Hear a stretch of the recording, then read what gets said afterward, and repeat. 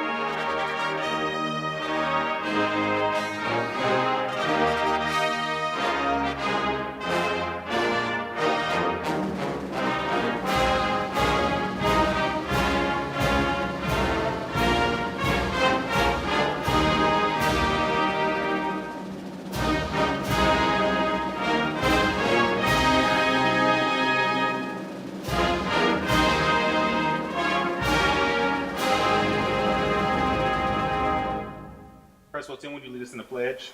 I pledge allegiance to the flag of the United States of America and to the republic for which it stands, one nation, under God, indivisible, with liberty and justice for all. This evening, Council is grateful to have Minister Jordan Peaks of Garden City Church here to pray with us. Jordan, welcome back to Council.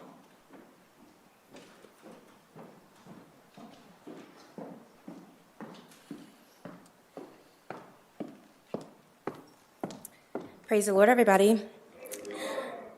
Matthew 6:33 says to seek first the kingdom of God and all of his righteousness, and all of these things shall be added unto us. And so, God, I just thank you for this day. God, I thank you for waking us up in our right minds and for choosing to renew right spirits within us. God, I thank you for every individual under the sound of my voice, for every bloodline, every storyline, every testimony that's represented here in this room. I pray, Lord God, that these leaders would truly be those who seek your face above every other thing, Lord, and that they would truly lead from the posture of intimacy and overflow with you. I pray specifically on this day, Lord God, that this meeting would go well. I pray, Lord God, that your grace would abound here, that your mercy would abound here in the name of Jesus.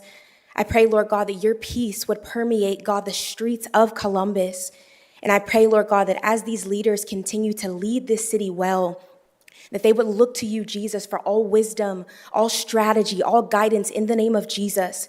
I pray, Lord God, that it would be their joy to serve your people, that it would be their joy to serve you. And I just pray, Holy Spirit, that you would allow a boldness to come about these leaders, Lord God.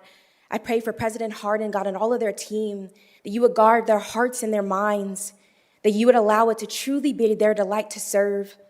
And I thank you, Lord Jesus, that beyond any title that they hold or anything that you do, that they would first be sons and daughters of the one true living God. And so, Jesus, we just thank you, not just for what you've done or what you will do, but here on this Monday evening, we just take a moment to say, Jesus, we thank you for who you are. We thank you that you're patient, that you're kind, that you're loving toward us, that you're gracious, and that you're merciful. And we just pray, Jesus, have your way in this meeting. In your name we pray. Amen. Amen. Thank you, Pastor. Clerk, please call the roll. Bankston, Barossa de Padilla, Dorrance, Remy, Ross, Weiss, President Harden. Any person who takes any action to obstruct or interfere with the conduct of tonight's meeting may be charged with disturbing a lawful meeting pursuant to Columbus City Code 2317.12. Any person who enters those areas of city council chambers reserved for city officials or invited guests may be charged with criminal trespass pursuant to Columbus City Code 2311.21. Can I get a motion to dispense with the reading of the journal? Clerk, please call the roll. Bankston, Barossa de Padilla, Dorrance, Remy, Ross, Weiss, President Harden. There is one correction to the May 11th journal referenced by the city clerk. Zoning ordinances 0290-2026, ordinance 0291-2026, ordinance 1035-2026, and ordinance 1036-2026 inadvertently appeared as first read items on the May 11, 2026 agenda. However, they had a first reading on April 20th, 2026. If there are no other additions or corrections to the journal is approved. This week's communication received by the city clerk's office are listed on the agenda and will be published in the city bulletin. Are there any other communications to read into the record? Not at this time. We'll go around the dais for resolutions and updates from my colleagues, starting with Councilmember Bangston. Councilmember Rosa de Padilla. Thank you, Council President. So first, I would like to start off by saying Happy Bike Month, everyone. I want to thank folks who took the opportunity last week to bike to work. And this is, first of all, every month should be Bike Month, but especially this month, we encourage residents to get out, to get on our biking trails, to get in our protected bike lanes with your friends, with your family, bike to that restaurant, bike to work, bike to all the places that you enjoy going. But this month is really a celebration about all things biking. So happy Bike Month, everyone. I also wanted to give a friendly reminder to everyone that our street parking changes have gone into effect this month, this May. They went into effect. Hopefully you didn't notice because hopefully you did not get a ticket. But I just want to emphasize some of the changes that folks will see. So we are introducing a tiered payment plan. While some ticket fees are increasing, residents who make their payments within the first 7 days of receiving the ticket will receive a $20 discount. So if you don't put it just in your purse or in your glove compartment. Make sure you pay for it, and you're going to pay a little bit less than what the rate is. Among the other changes, we're also introducing safety and mobility focused violations. So if you park in a bike lane, and I see you, friends on Broad Street, that I travel every day. If you park in a bike lane or a bus lane, you will be fined a ticket, and it can cost up to $100 if it's not paid within 30 days. And so this is also just another mark of making sure that the mobility tools that we have in the street, like bike lanes, like bus lanes, are kept for those purposes. We hope that this new policy will continue ensuring the safety on our streets and ensuring fair access to on-street parking. We want to make sure that there's high turnover in high demand areas and commercial corridors so people can get to where they need to go. So with that, Director, is there a specific place that folks can go to if they wanted to see what the different parking changes are? Is that on our website?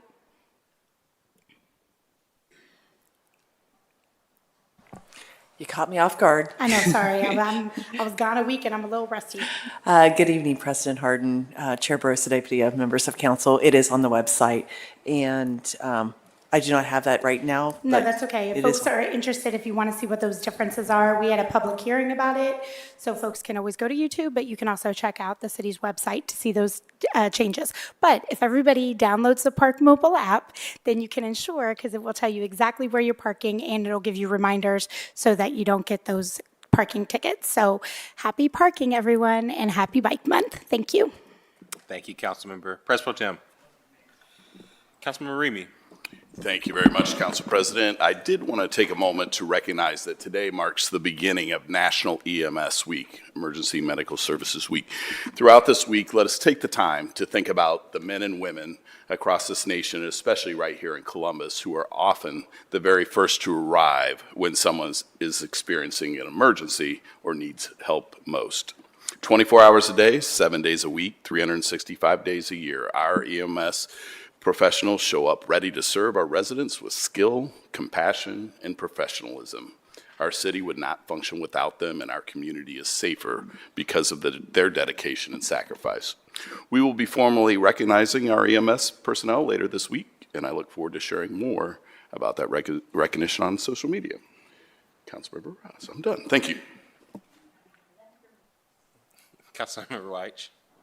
Thank you, Council President. Just a quick reminder that this Wednesday, May 20th, from 3 to 7 p.m., we'll be at the Glenwood Community Center for our next Wednesdays with White office hours. Obviously, RSVPs are encouraged, but walk-ins are also welcome. To RSVP, please visit bit.ly/Wednesdays with White or email my aide, Chelsea Goldsman, at CLGOLTERMAN@columbus.gov. Hope to see everyone there.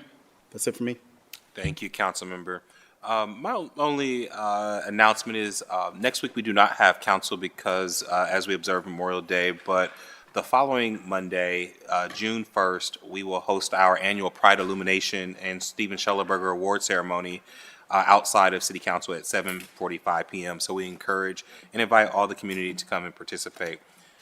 Looking to my right, I also want to recognize and welcome our new auditor. I think it's her first time sitting here. Welcome, Auditor Lewis. Welcome to council.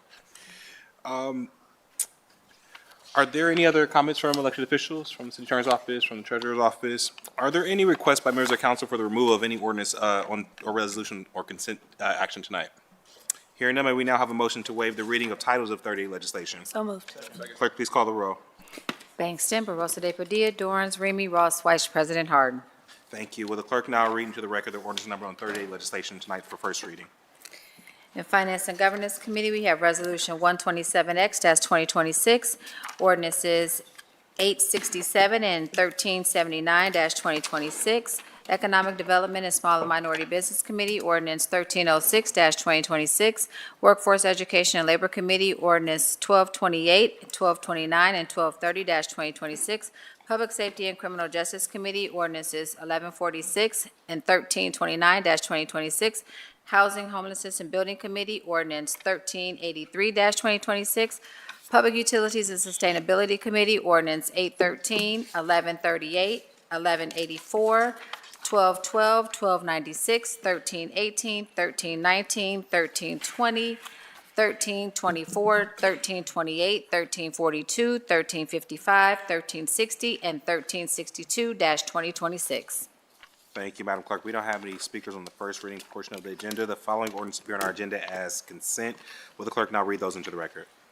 In Finance and Governance Committee, we have Ordinance 946, 1218, 1281, 1358, and 1388-2026. Economic Development and Small and Minority Business Committee, we have Resolution 122X-2026, Ordinances 999, 1179, 1236, 1273, 1413, and 1432-2026. Neighborhoods, Recreation, and Parks Committee, we have Ordinance 666, 1068, 1069, 1074, 1076, 1077, 1083, 1092, and 1180-2026. Workforce Education and Labor Committee, Ordinance 1309 and 1376-2026. Health, Human Services, and Equity Committee, Ordinance 1226-2026. Public Safety and Criminal Justice Committee, Ordinance 267 and 1307-2026. Housing, Homelessness, and Building Committee, Ordinance 1012, 1298, 1303, 1321, 1341, 1344, 1363, 1364, and 1370-2026. Public Utilities and Sustainability Committee, Ordinance 1025, 1125, 1149, 1222, 1240, 1247, 1256, 1278, 1322, and 1359-2026. And Rules and Policy Committee, we have appointments A89, A91, A92, A93, A94, A95, A96, A97, A98, A99, A100, A101, A102, A103, A104, A105, A106, A107, A108, and A109-2026. Thank you, Madam Clerk. Again, we have no speakers on the consent portion of the agenda. Are there any questions or concerns from my colleagues on consent agenda? Hearing none, may I have a motion to approval of these items? So moved. Clerk, please call the roll. Bangston, Barosa de Padilla, Dorans, Remy, Ross, Vice President Harden. The consent portion of our agenda is passed. We'll now proceed with the second reading of 30-day postponed and emergency legislation. The first committee to come before council is the Finance and Governance Committee. That committee is chaired by Councilmember Bangston. Councilmember, the floor is yours. Thank you, Council President.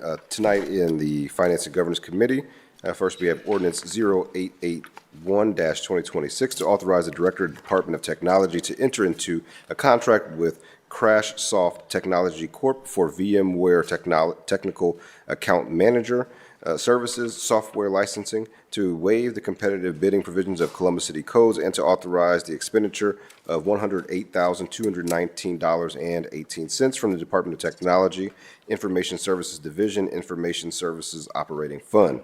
This ordinance authorizes a contract with CrashSoft Technology Corp. For services software licensing to support city use of various VMware-based platforms such as Workspace ONE, VMware Hypervisor, and NSX-T.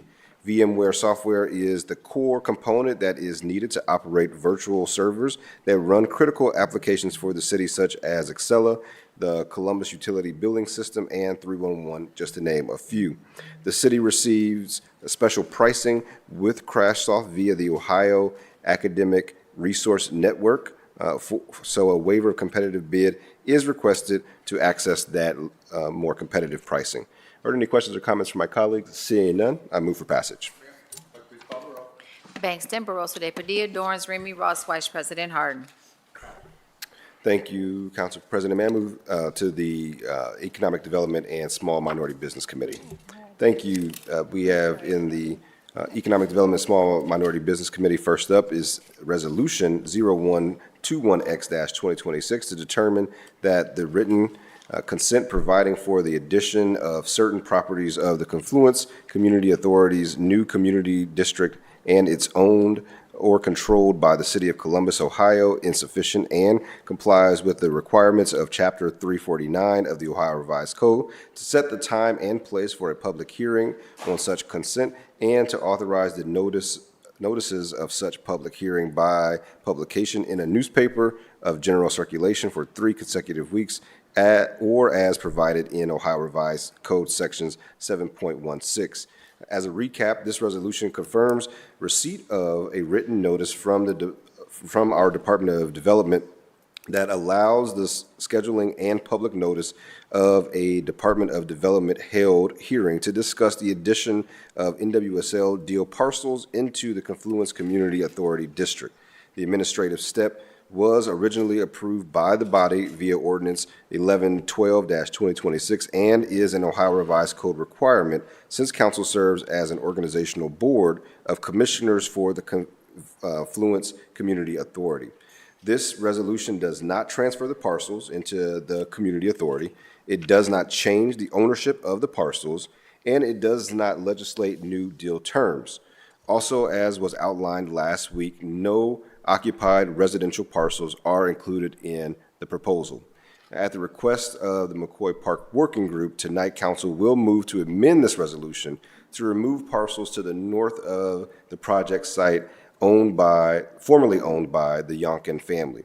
With us tonight to speak on the progress of the work group and the legislation timeline for the deal, we have our Chief of Staff for the Mayor, Elon Sims, who is here with us, who will give us just a really update on, I think, where we are today, progress of the work group, and to also maybe answer any additional questions that my colleagues may have. We do have one speaker on this as well, and we'll invite that speaker up after Chief Sims. Chief?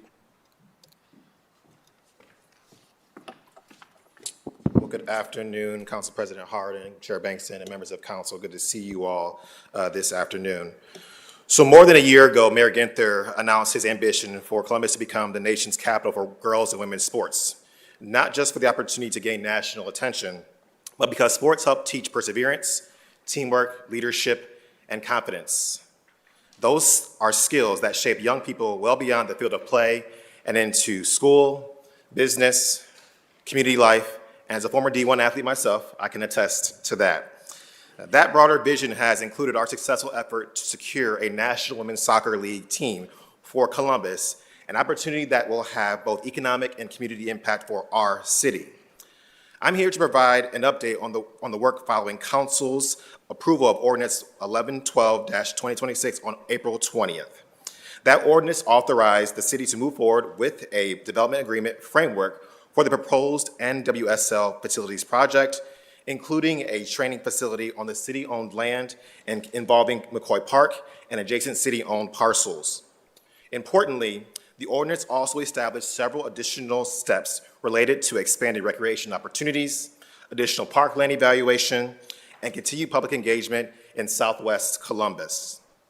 This project represents a significant opportunity for our city, and it also carries significant responsibilities to residents across Columbus, to neighbors in Southwest Columbus, to the original vision connected to McCoy Park, and to the public process that is now underway. Mayor Ginther has been clear with our team. Our responsibilities to the Southwest community must be taken seriously, communicated clearly, and followed through fully. I also want to address something directly tonight. We understand that some residents have been frustrated by this process and have questions about the future of recreation investments connected to McCoy Park. We hear those concerns, and we understand why residents are asking those difficult questions.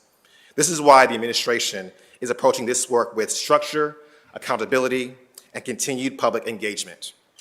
I also want to acknowledge Liz Reed and other community members who have been engaged throughout this entire process. While there may have been different perspectives on certain components of this project, there's also been a shared understanding that what we must continue to do is working towards solutions that serve both current residents and the future generations of here in Columbus. So tonight, I want to provide an update on the working group established through the ordinance approved by council in April.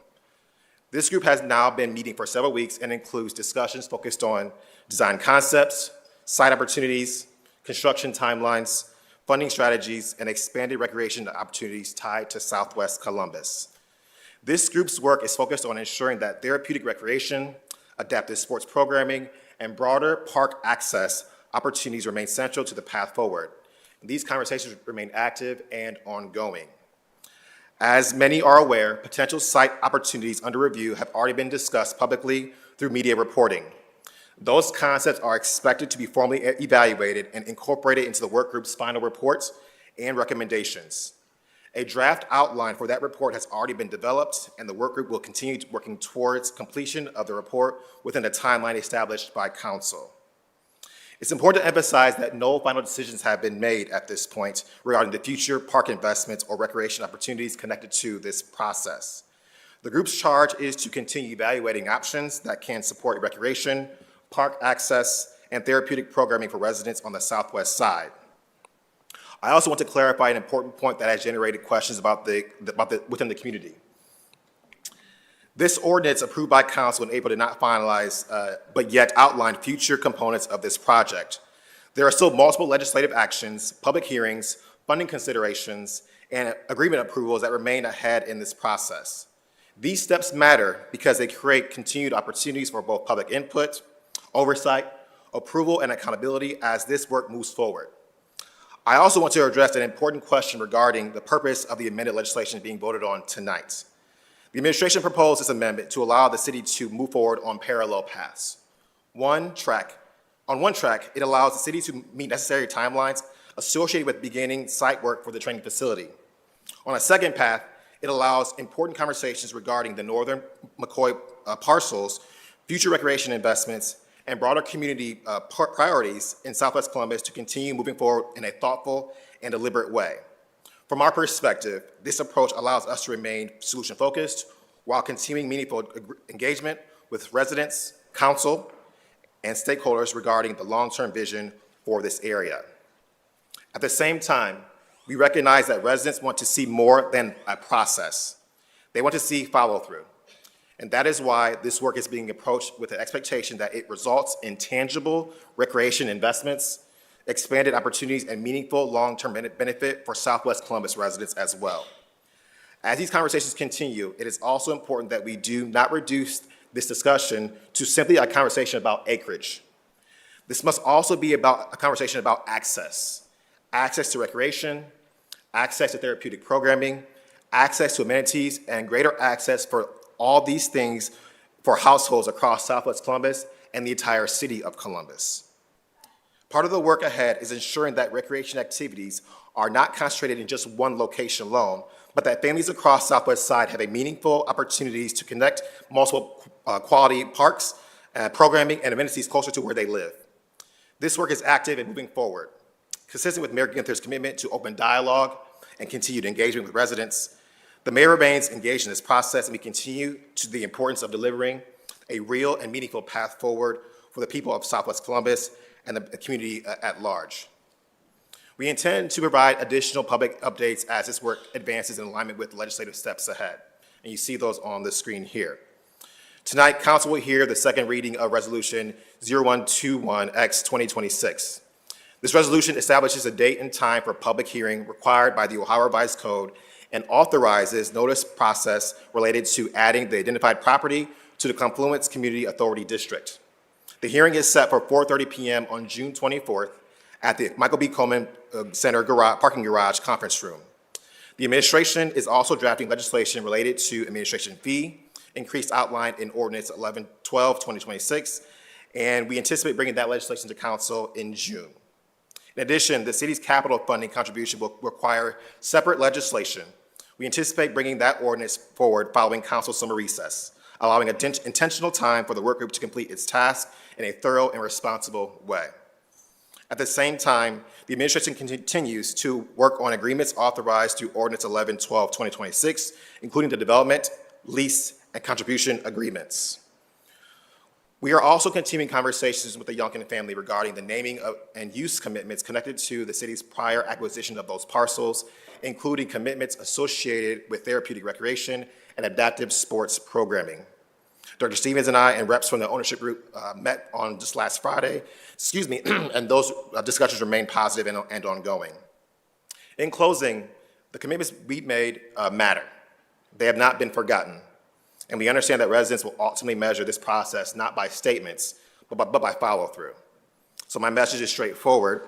This work must continue moving forward with purpose, structure, accountability, and continued public engagement because residents believe and deserve nothing less. We understand that people hold strong views about this project, and we respect those perspectives. We also understand that projects of this scale require steady and direct communication. That's what the mayor expects, that's what residents expect, and that's how this administration intends to proceed moving forward. We will continue working with each of you all, the residents and community stakeholders, to move this process forward responsibly, transparently, and thoughtfully. With that, myself and Director Stevens are happy to answer any questions that you all have. Thank you, Chief Sims. Are there any questions from my colleagues? Councilmember Brosa de Padilla.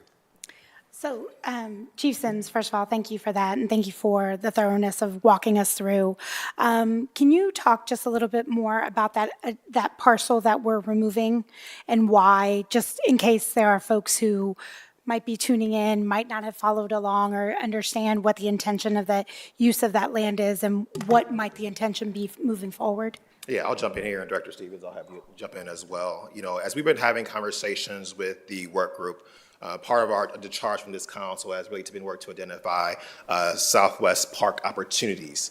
And knowing that that northern part of the property is something that was part of our consideration, we wanted to make sure that while the conversations were ongoing about the facility in and of itself, that we could set aside time to specifically get that work done, but also focus our conversations intentionally on what can happen on the north side of that property. And so as we have conversations with the ownership group, community stakeholders, administration, and council, we wanted to make sure that we had more time to address those concerns while also moving the process forward on the training facility in and of itself. And it is the intention to find an additional property, correct? That is correct. And so as reported this morning in the dispatch and what you might have saw already, there's opportunities around Greenleaf Park that we're looking into. The design concepts have been proposed to the work group. And as I shared earlier, we'll continue to assess other additional opportunities, but also include that option in the final report to you all as well. Thank you. Any other questions from my colleagues? Thank you again for being here, Chief. I think I want to kind of reiterate some of the comments I said last week, which is that in any economic development deal of this scale, there are always going to be complications. They're never straightforward. I think in this particular deal, there are many things along the pathway that the last ordinance 1112 initiated. And I think that there was an assumption that we were just moving through as procedurally. And so I think that folks in the community, I hope they see the commitment that council has been doing behind the scenes with working with the work group as well as the administration to say that we need to over-communicate. This is not a simple economic development deal that we've seen in the past, and that we want to make sure that we get it right. So I thank you for being here this evening, and also thank the work group that is working diligently behind the scenes, that's made up of both residents as well as community leaders and the ownership group. So again, thank you for being here. Yep, thank you. We do have one speaker in favor of this tonight, so I'm going to ask Ms. Liz Reed to come up, Chair of the Southwest Area Commission. And welcome back to Council, Ms. Reed. I don't think I need to tell you the spiel here. I think you got it. So I'll turn the floor over to you. President Hardin, members of council, thank you for your continued efforts to listen to the concerns of the community.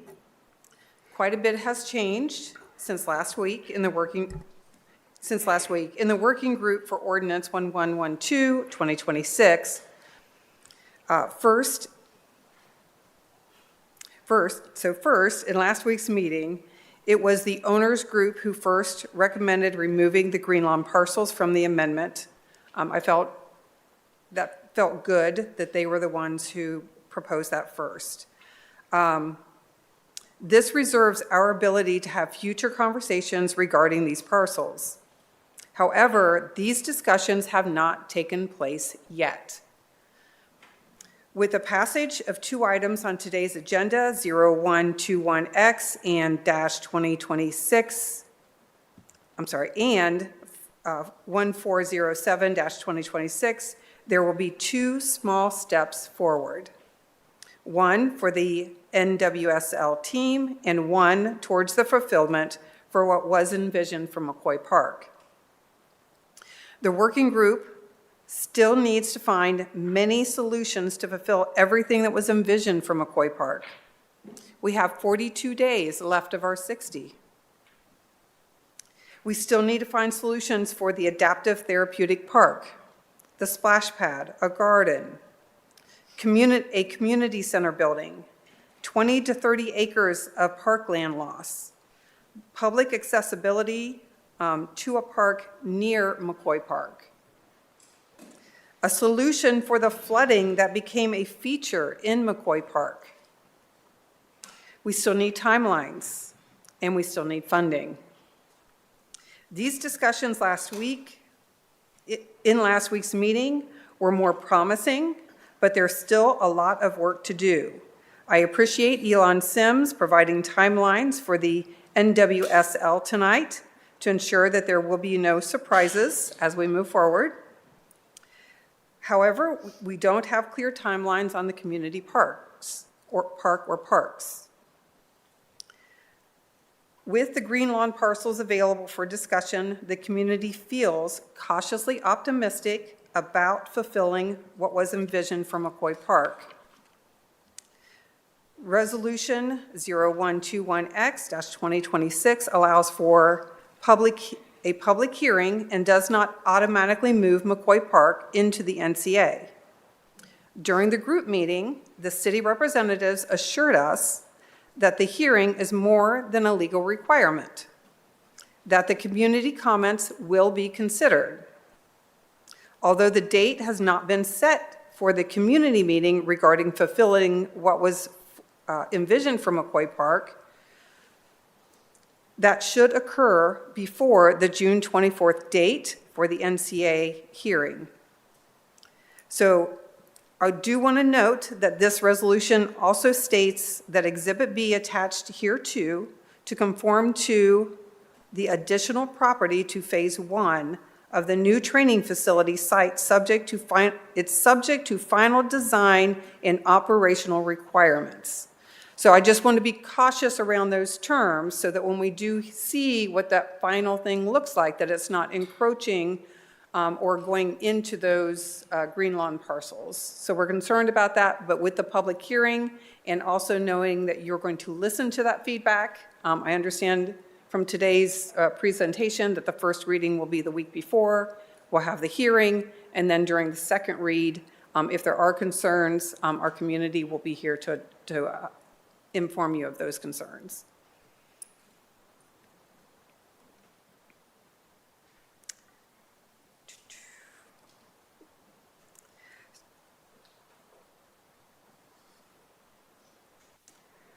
I know my time is up, so I guess my question is, I do have some discussion about about an ordinance that's later on the agenda.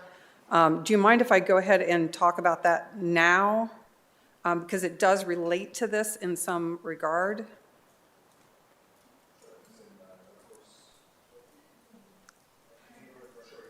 Okay, I appreciate that. Thank you.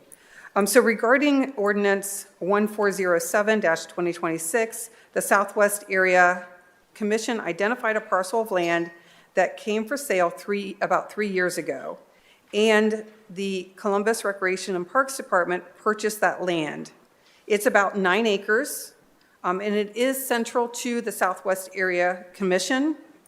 near residential areas without a park. So the Department of Recreation and Parks did purchase that property, and we did, as of before these amendments and these ordinances, we didn't have any plans for development of those parks. So with today's legislation on 1407-2026, those parcels, it essentially moves design money from the McCoy Park Design Phase 2 to be able to do parcels or design work for this parcel, the Greenleaf parcel, as well as potentially other parcels that are identified. It also allows for additional funds to be added to that so that we can start working on this quickly. The community, as I mentioned earlier, we are cautiously optimistic. The tenor of the working group changed quite a bit. The owners group, council representatives, and Recreation and Parks are all voicing efforts towards achieving the goals of this working group. It would be lovely to see a quick, coordinated efforts to fulfill what was envisioned for McCoy Park within the stated timelines. And at the same time, the NWSL training facility is built. The community's replacements are also to ensure that at the same time, the community replacements are moving forward in those same timelines. So what we're happy about is that we're going to have two pieces of legislation before you today. That is one step forward for the NWSL and one step forward for the community. So we appreciate that, and we're hoping we continue to see those kind of combined efforts. Thank you, Ms. Thank Reed, you. and thank you for your continued advocacy and leadership throughout this. Any questions for Chairwoman Reed? Councilmember Bosa de Padilla. I first wanted to say thank you. We haven't had an opportunity to speak yet, but I wanted to say thank you for your leadership. And I think it is unfortunate that we got to this place. What is fortunate is that we have leaders like you and other members of the community that are keeping us honest about a promise that we made to the community. And while this is not what the original intention is, my hope and why I'm supportive of these pieces of legislation moving forward is because we are ensuring that everything that folks talked about, that my kids, kids can have a place to play, and that no matter who you are, that you have a place that you can call yours that's outside. And no matter your age, you can experience the joy of being outside. And I think when we've made that promise to a community, we have to be honest about what that looks like. And like I said, it's unfortunate the way that we got here, but I do appreciate the fact that we are coming together to say, how do we make this better, and how do we ensure that people get the things that they need at the end of the day? Yes. And so continue to keep us honest. Okay. And I'm sure you will. You don't need me to tell you that. But also thank you for the continued conversations. And my hope is that what we get at the end of this is even better, right? Because sometimes we have that opportunity to dream bigger, to make it even better. And if there's multiple places now and a place that never had something, then there has to be a good that came of this. So thank you. Okay, thank you. President Pro Tem Dorns. Thank you, Councilmember. Chair, just again, thanks for coming down.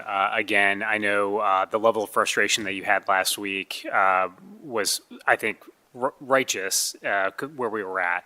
And knowing that this last week things have changed and folks have continued to work with you in good faith, I believed in my council colleagues that made a lot of commitments when this came to vote, came before council for a vote. You know, ultimately, I was not supportive of that at that time, simply because the things that are happening now, in my view, should have happened, months ago.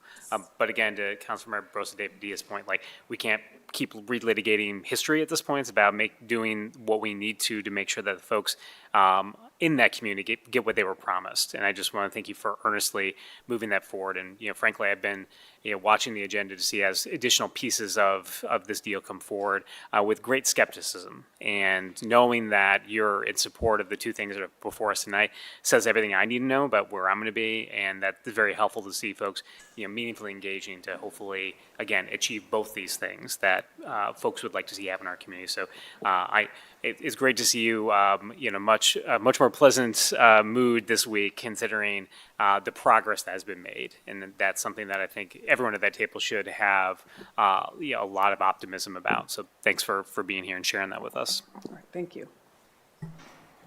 Thank you. Seeing no other questions or comments from my colleagues, thank you again, Ms. Reed, for being here. Thank you. So with that, I will first move to amend as submitted to the clerk. Clerk, please call the roll. Bangston, Barosa de Padilla, Dorns, Remy, Ross, Weiss, President Harden. Amended. And now I move for adoption as amended by voice. Clerk, please call the roll. Bangston, Barosa de Padilla, Dorns, Remy. By voice. Let me go back. By I think you need voice. to abstain. Can we go back? Let's reconsider the amendment. Just Let's call the roll by voice. It's fine. Okay. Bangston, Yes? Barosa de Padilla. Yes. I think you need to abstain. No, abstain.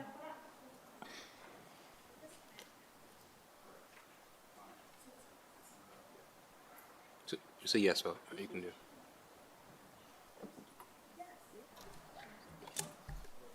It's a yes vote. Okay, she's a yes? Okay. Dorans? Yes. Remy? Yes. Ross? Weiss? Yes. President Harden? Yes, pass. Thank you, and that's all I have in my committee this evening.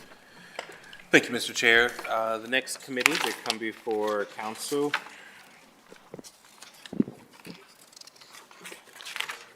is the Public Service and Transportation Committee. That committee is chaired by Councilmember Rosa DePadilla. Councilmember, the floor is yours. Thank you. Thank you to my colleagues for trying to keep me honest. I got you. Okay, so Council President, I have two ordinances today in public service and transportation. So the first I am very excited about. This is ordinance 1056, 2026 to authorize the transfer of appropriation within the Streets Construction, Maintenance, and Repair Fund to authorize the Director of Public Service to modify a contribution agreement with the Greater Columbus Arts Council Incorporated in support of the Mothers of Murdered Columbus Children Art Memorial to accept on behalf of the city title and ownership of the completed artwork and add it to the city's art collection upon final acceptance and required approvals and to declare an emergency. So we have a number of speakers. If y'all want to start making your way up as a group, our representatives from MOCC and GCAC. So I want to first thank my colleagues, Councilmember Ross, Councilmember Remy, and Councilmember Deakauer, who also contributed to making this possible. So just a reminder for folks, a while back, Mothers of Murdered Columbus Children came together, and I want to acknowledge a number of them are here with us today, came together to do a memorial. They were putting locks on one of our bridges. Unfortunately, there was a little bit of miscommunication.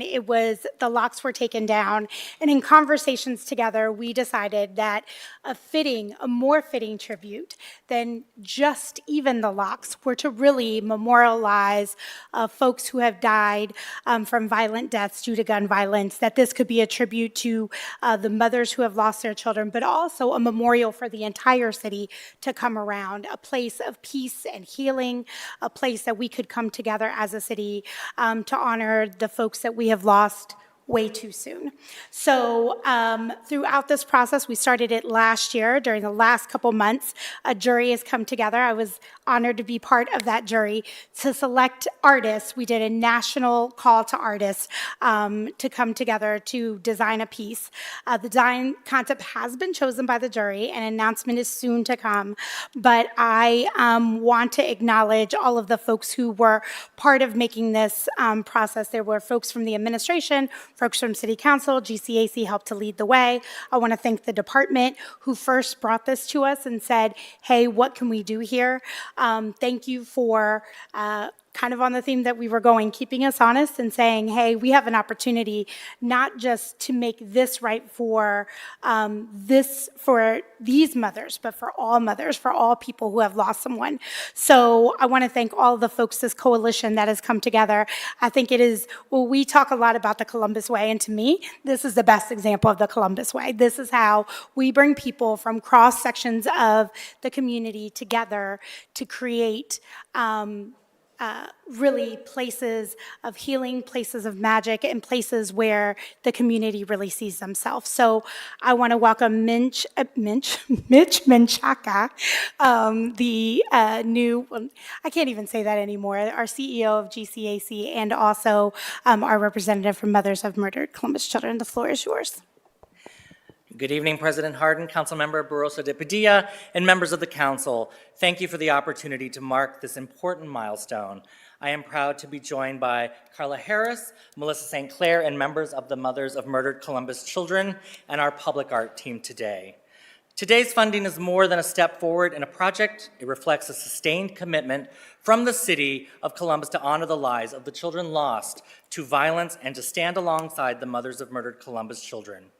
Over the past several months, this process has been shaped by deep engagement with MOMCC members, community voices, and city partners, ensuring that we create not only a memorial, but something that truly reflects the values and experiences of those it is meant to serve. Public art invites dialogue and engagement across diverse communities, helping people feel seen, welcomed, and connected to the places where they live, work, and gather. It strengthens communities by making art accessible to everyone, including the local folks and stories and cultures, and inviting the community to participate in creating vibrant environments for residents and visitors. Through that process, a final artist has been selected.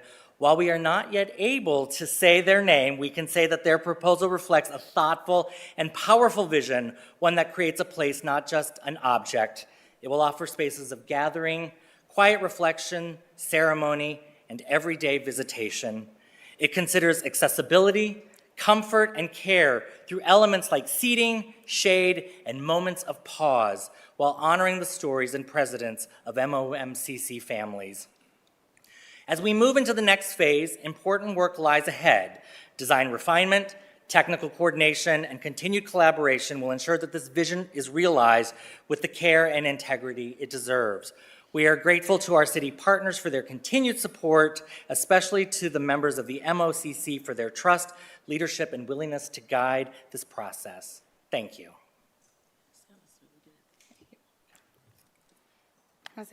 I'm good. I was just thank you.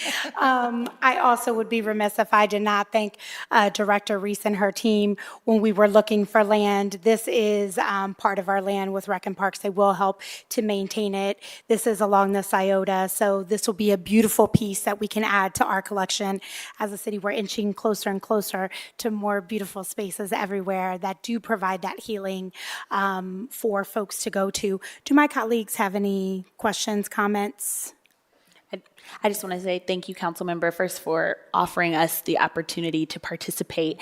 I have always been a fan of Melissa St. Clair and the Mothers of Columbus, Mothers of Murdered Columbus Children, turning unimaginable grief into advocacy and because nothing can replace the lives lost. Literally nothing can replace the lives lost, but having a permanent fixture that provides refuge and healing is really just the most appropriate response that we as a city could have to support you, to support all of your work, and really to continue this call for action for safer communities. This is a place that you can use to help elevate your mission and your message, and I am so proud to have been a part of supporting this. So thank you, Councilmember. Absolutely.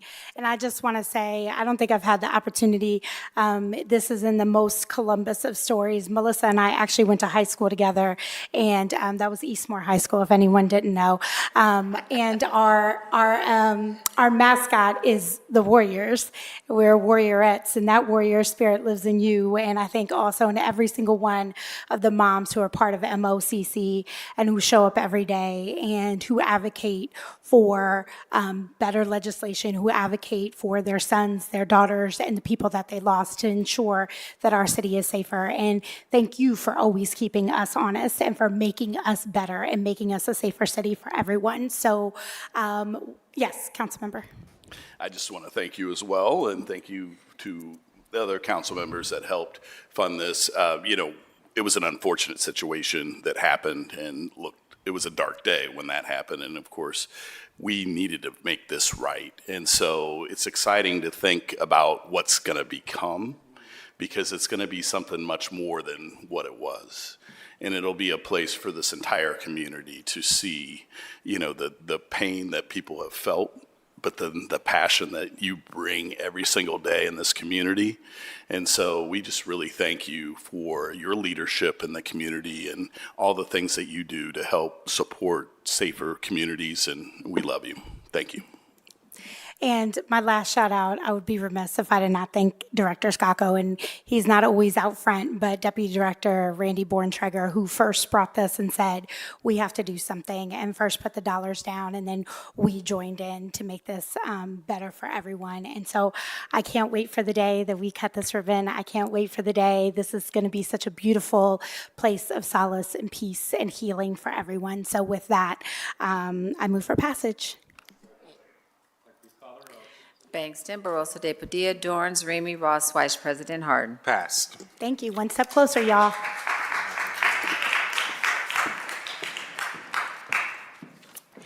And next, see, it's always good when we have good things too, y'all.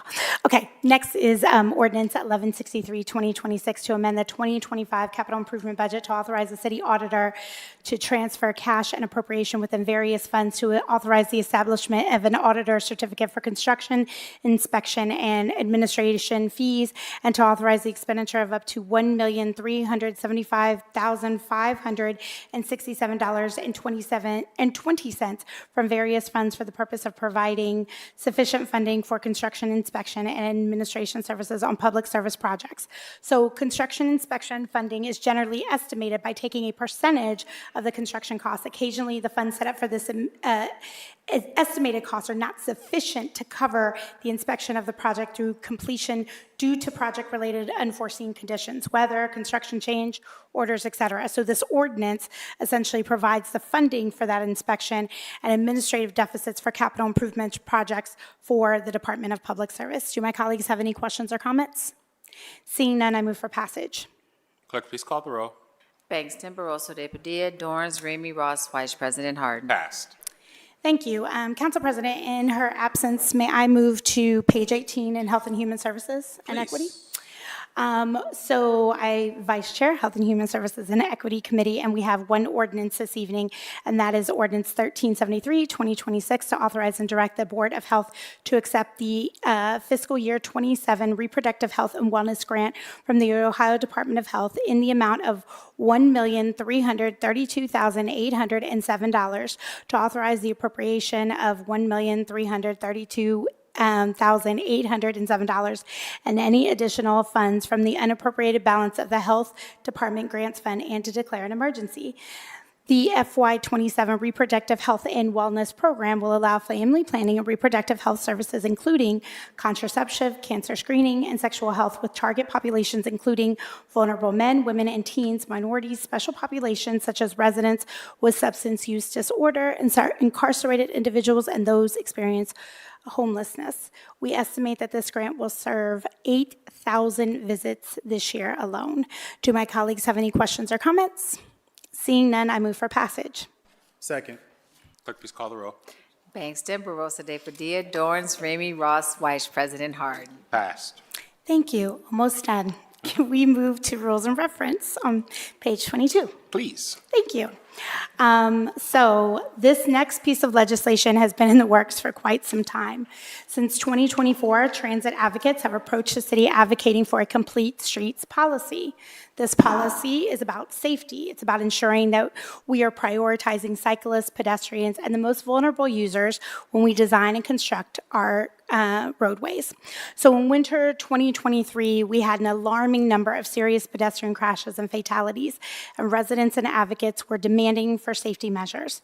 In spring 2024, I, with the Department of Public Service, organized roundtables with local transit advocates to discuss topics face-to-face with residents, and they were able to express their concerns. This resulted in a resounding request for complete streets policy. In July 2024, we held a hearing with MORPC updating us on their regional complete streets policy that had been adopted by many of our fellow municipalities within the region. Then in 2025, October, we held another hearing on complete streets with DPS updating residents on complete streets within the department, which brings us to today.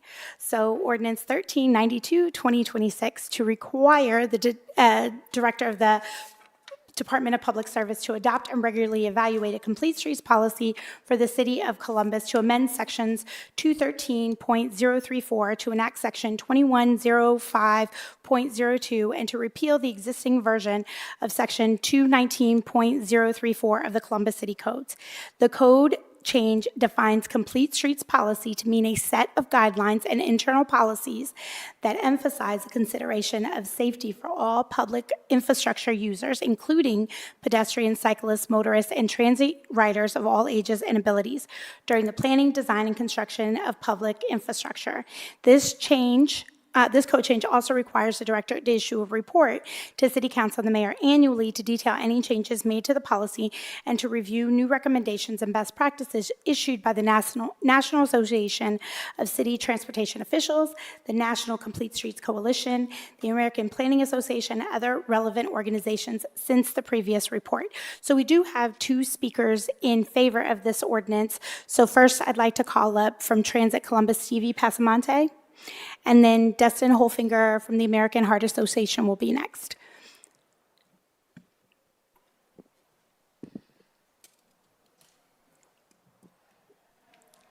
Stevie, welcome back to council.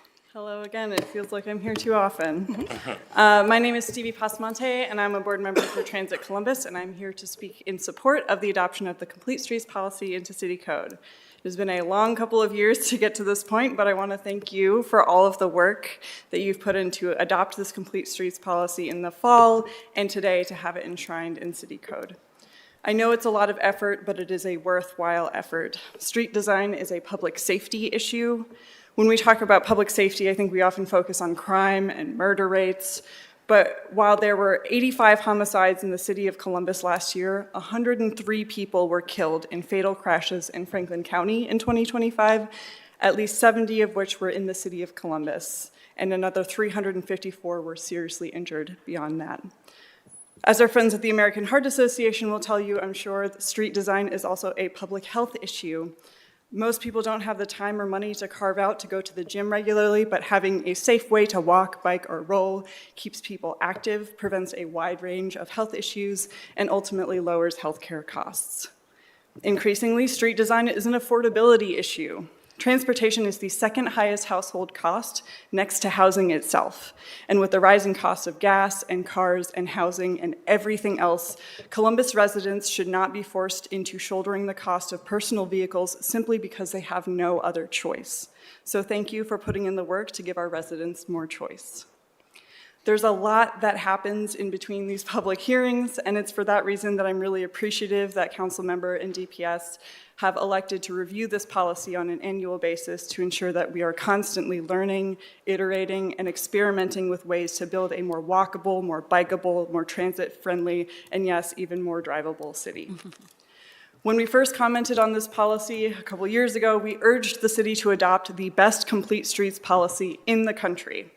We are much closer to that than we were then, but we are still getting beat by cities in Texas and New Jersey. So I'm confident that we can work together to get to that place, even if we aren't there now. To that end, I ask that we keep the ball rolling and work to reinstate the Transportation and Pedestrian Commission established in Chapter 2103 of City Code.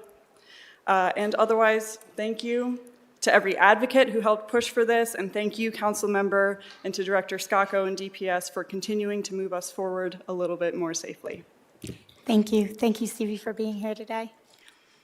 Dustin, come on down.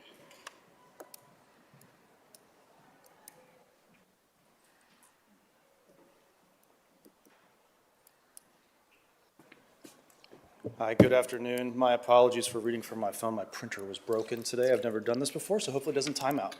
I want to start by thanking you all for your time, your leadership, and your genuine interest in the City of Columbus Complete Streets policy.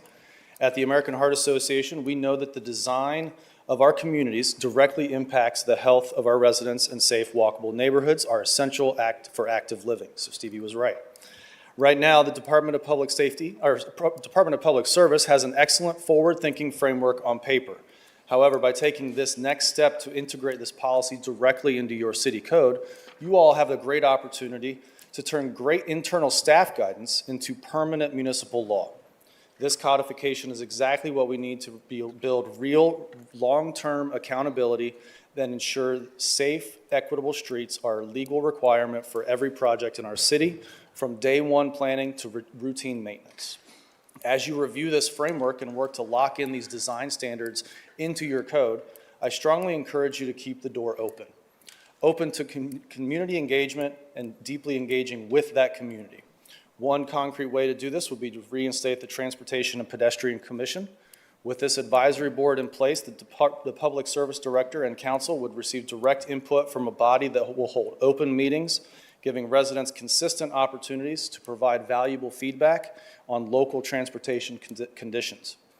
The people who live, work, and commute in your neighborhoods every day possess the best firsthand insight into how our streets can be safer and more comfortable for everyone, whether they are walking, biking, driving, or catching the bus. By maintaining an active, transparent dialogue and making sure your outreach meets those residents where they are, Council can ensure this ordinance will truly reflect the needs of our diverse community while helping to repair the past inequities in our urban planning. Thank you again for your commitment. We'll say that again. Thank you again for your commitment. It's been a long time coming. To a safer, more connected Columbus. I urge you to move forward with codifying this policy and keep working hand in hand with the community as you work to build the future. Thank you, Dustin. Thank you for being here, and thank you for your continued advocacy. Director, I do want to, you're good. I think we're good, yeah. Director, I do want to, two things. One is just so my colleagues also understand, part of the Complete Streets policy, the department always had one as part of kind of their policies. Putting into code gives us a little bit more teeth for us to continue to revisit it. This is really about, we know that if we improve our infrastructure, it can help to ensure that there will be human error, right? We will be distracted. We can be the best drivers. We can tell people to lock in. We can tell them to put down their phones. But if your baby's crying in the back, if something drops in the car, even a minute of distraction, we know can be detrimental. And so by redesigning our streets to allow for that human error, but to ensure that it's safer, is really what Complete Streets is about, right? It's about how we do that and the principles that we use to make our streets safer. And so by putting it into code, it really gives us that accountability for us to revisit it year over year, for us to ensure that there's best practices there, and for us to continue to keep us honest on the promises that we're making to the community. So, Director, I want to give you the floor as well if there's something that you want to add to the legislation. Good evening again, President Harden, Chair Barosa de Padilla, other members of council. Complete Streets are designed to serve everyone in this community, regardless of how they travel. They balance the needs of all users within a safe, comfortable, and integrated environment suitable for the surrounding development. As you said, council member, we have been using these practices since 2008 and incorporating Complete Streets, into all of our design practices. And we are constantly looking around the country and at our own designs to see how we can make our streets even safer. Complete Streets is a key component for our Vision Zero initiative, aiming to eliminate roadway fatalities by 2035. Early data from April indicates we've achieved our second month without any traffic fatalities on Columbus roads this past year, which is a huge win. That's huge. Every fatality we mourn, but a month that we do not have these fatalities is so critical. Our numbers are a little different than Ms. Pasamonte's, but we had a high of 74 deaths in 2021. Last year we were down to 48. So we really truly feel like our efforts are paying off. We are on the right track, and we're happy to codify the department's existing Complete Streets policy tonight as we move forward on our goal to support Vision Zero efforts to end traffic deaths and foster resilient, interconnected neighborhoods for everyone. And if folks from home want to find out more about this subject, we encourage them to go to our website at columbus.gov/Vision Zero. I had the opportunity to sit on there was two book authors. They also have a podcast, and they talked about life after cars. And one of the things that we know to be true is that it has become essentially a standard since the car industry was really born, that there has been fatalities due to car crashes in the 5 to 6 figure number year over year, and it has become something that we're all accustomed to, that is, in order, if we're going to have a car, this thing is true, and this is why Vision Zero is so important. This is why Complete Streets and these policies are so important too. I think, Stevie, you made an excellent point of we're making people have tough decisions of a house or a car, and how do you have both? And so ensuring in things like Link Us and the other mobility opportunities that we have can help to change the game for people. Director, there is one last question that I have just around a commission. Can you talk a little bit about why we currently do not have that commission? Because I know it is part of code. Can you talk a little bit about that and what might the future plans be?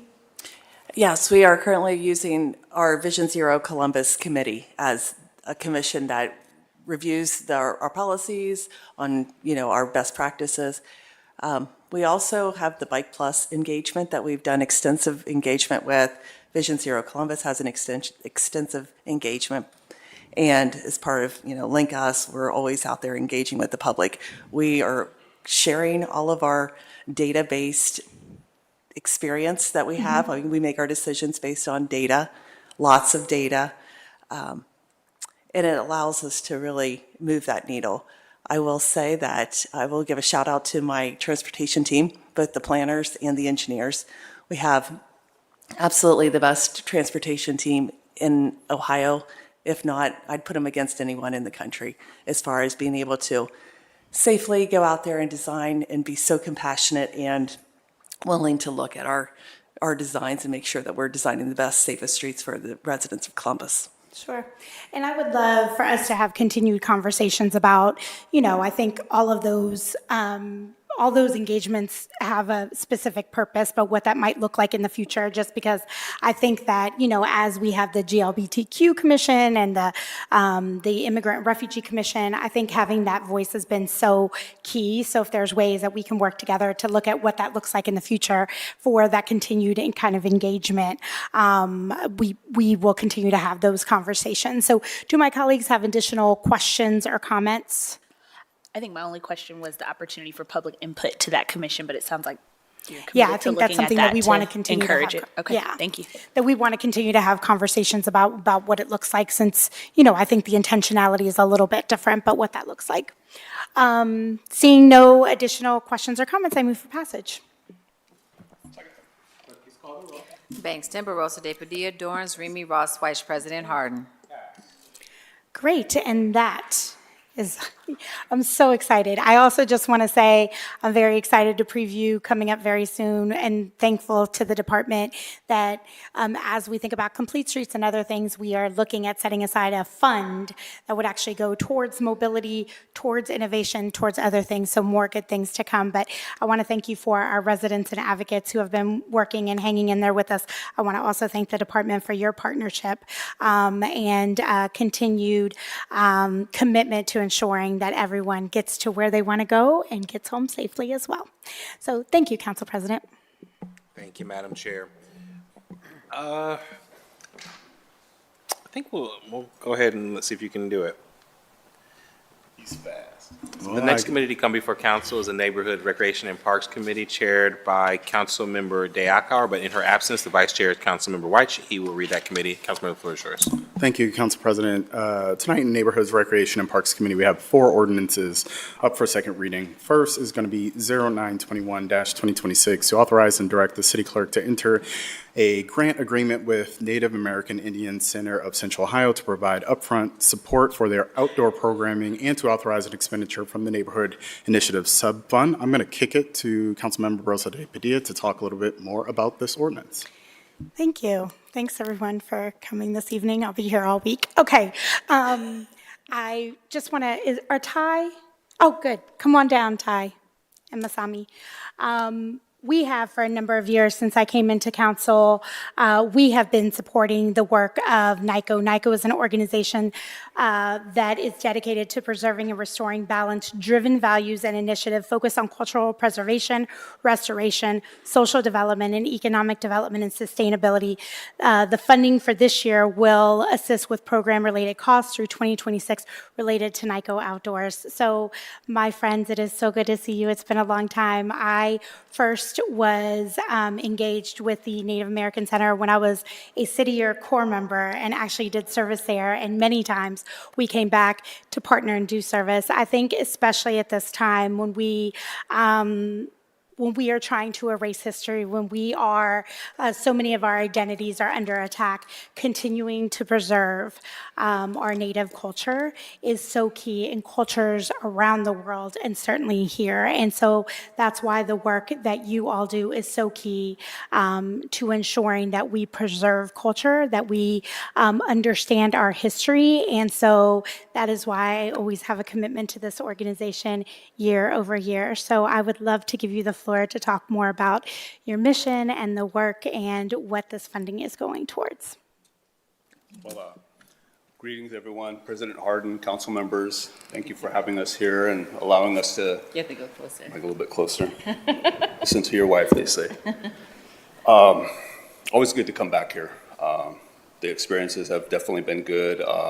We just really are appreciative on behalf of those that, we represent, who personify our mission and vision work. We definitely want to say, Kwala, thank you for the love and support that you've extended our way over the years.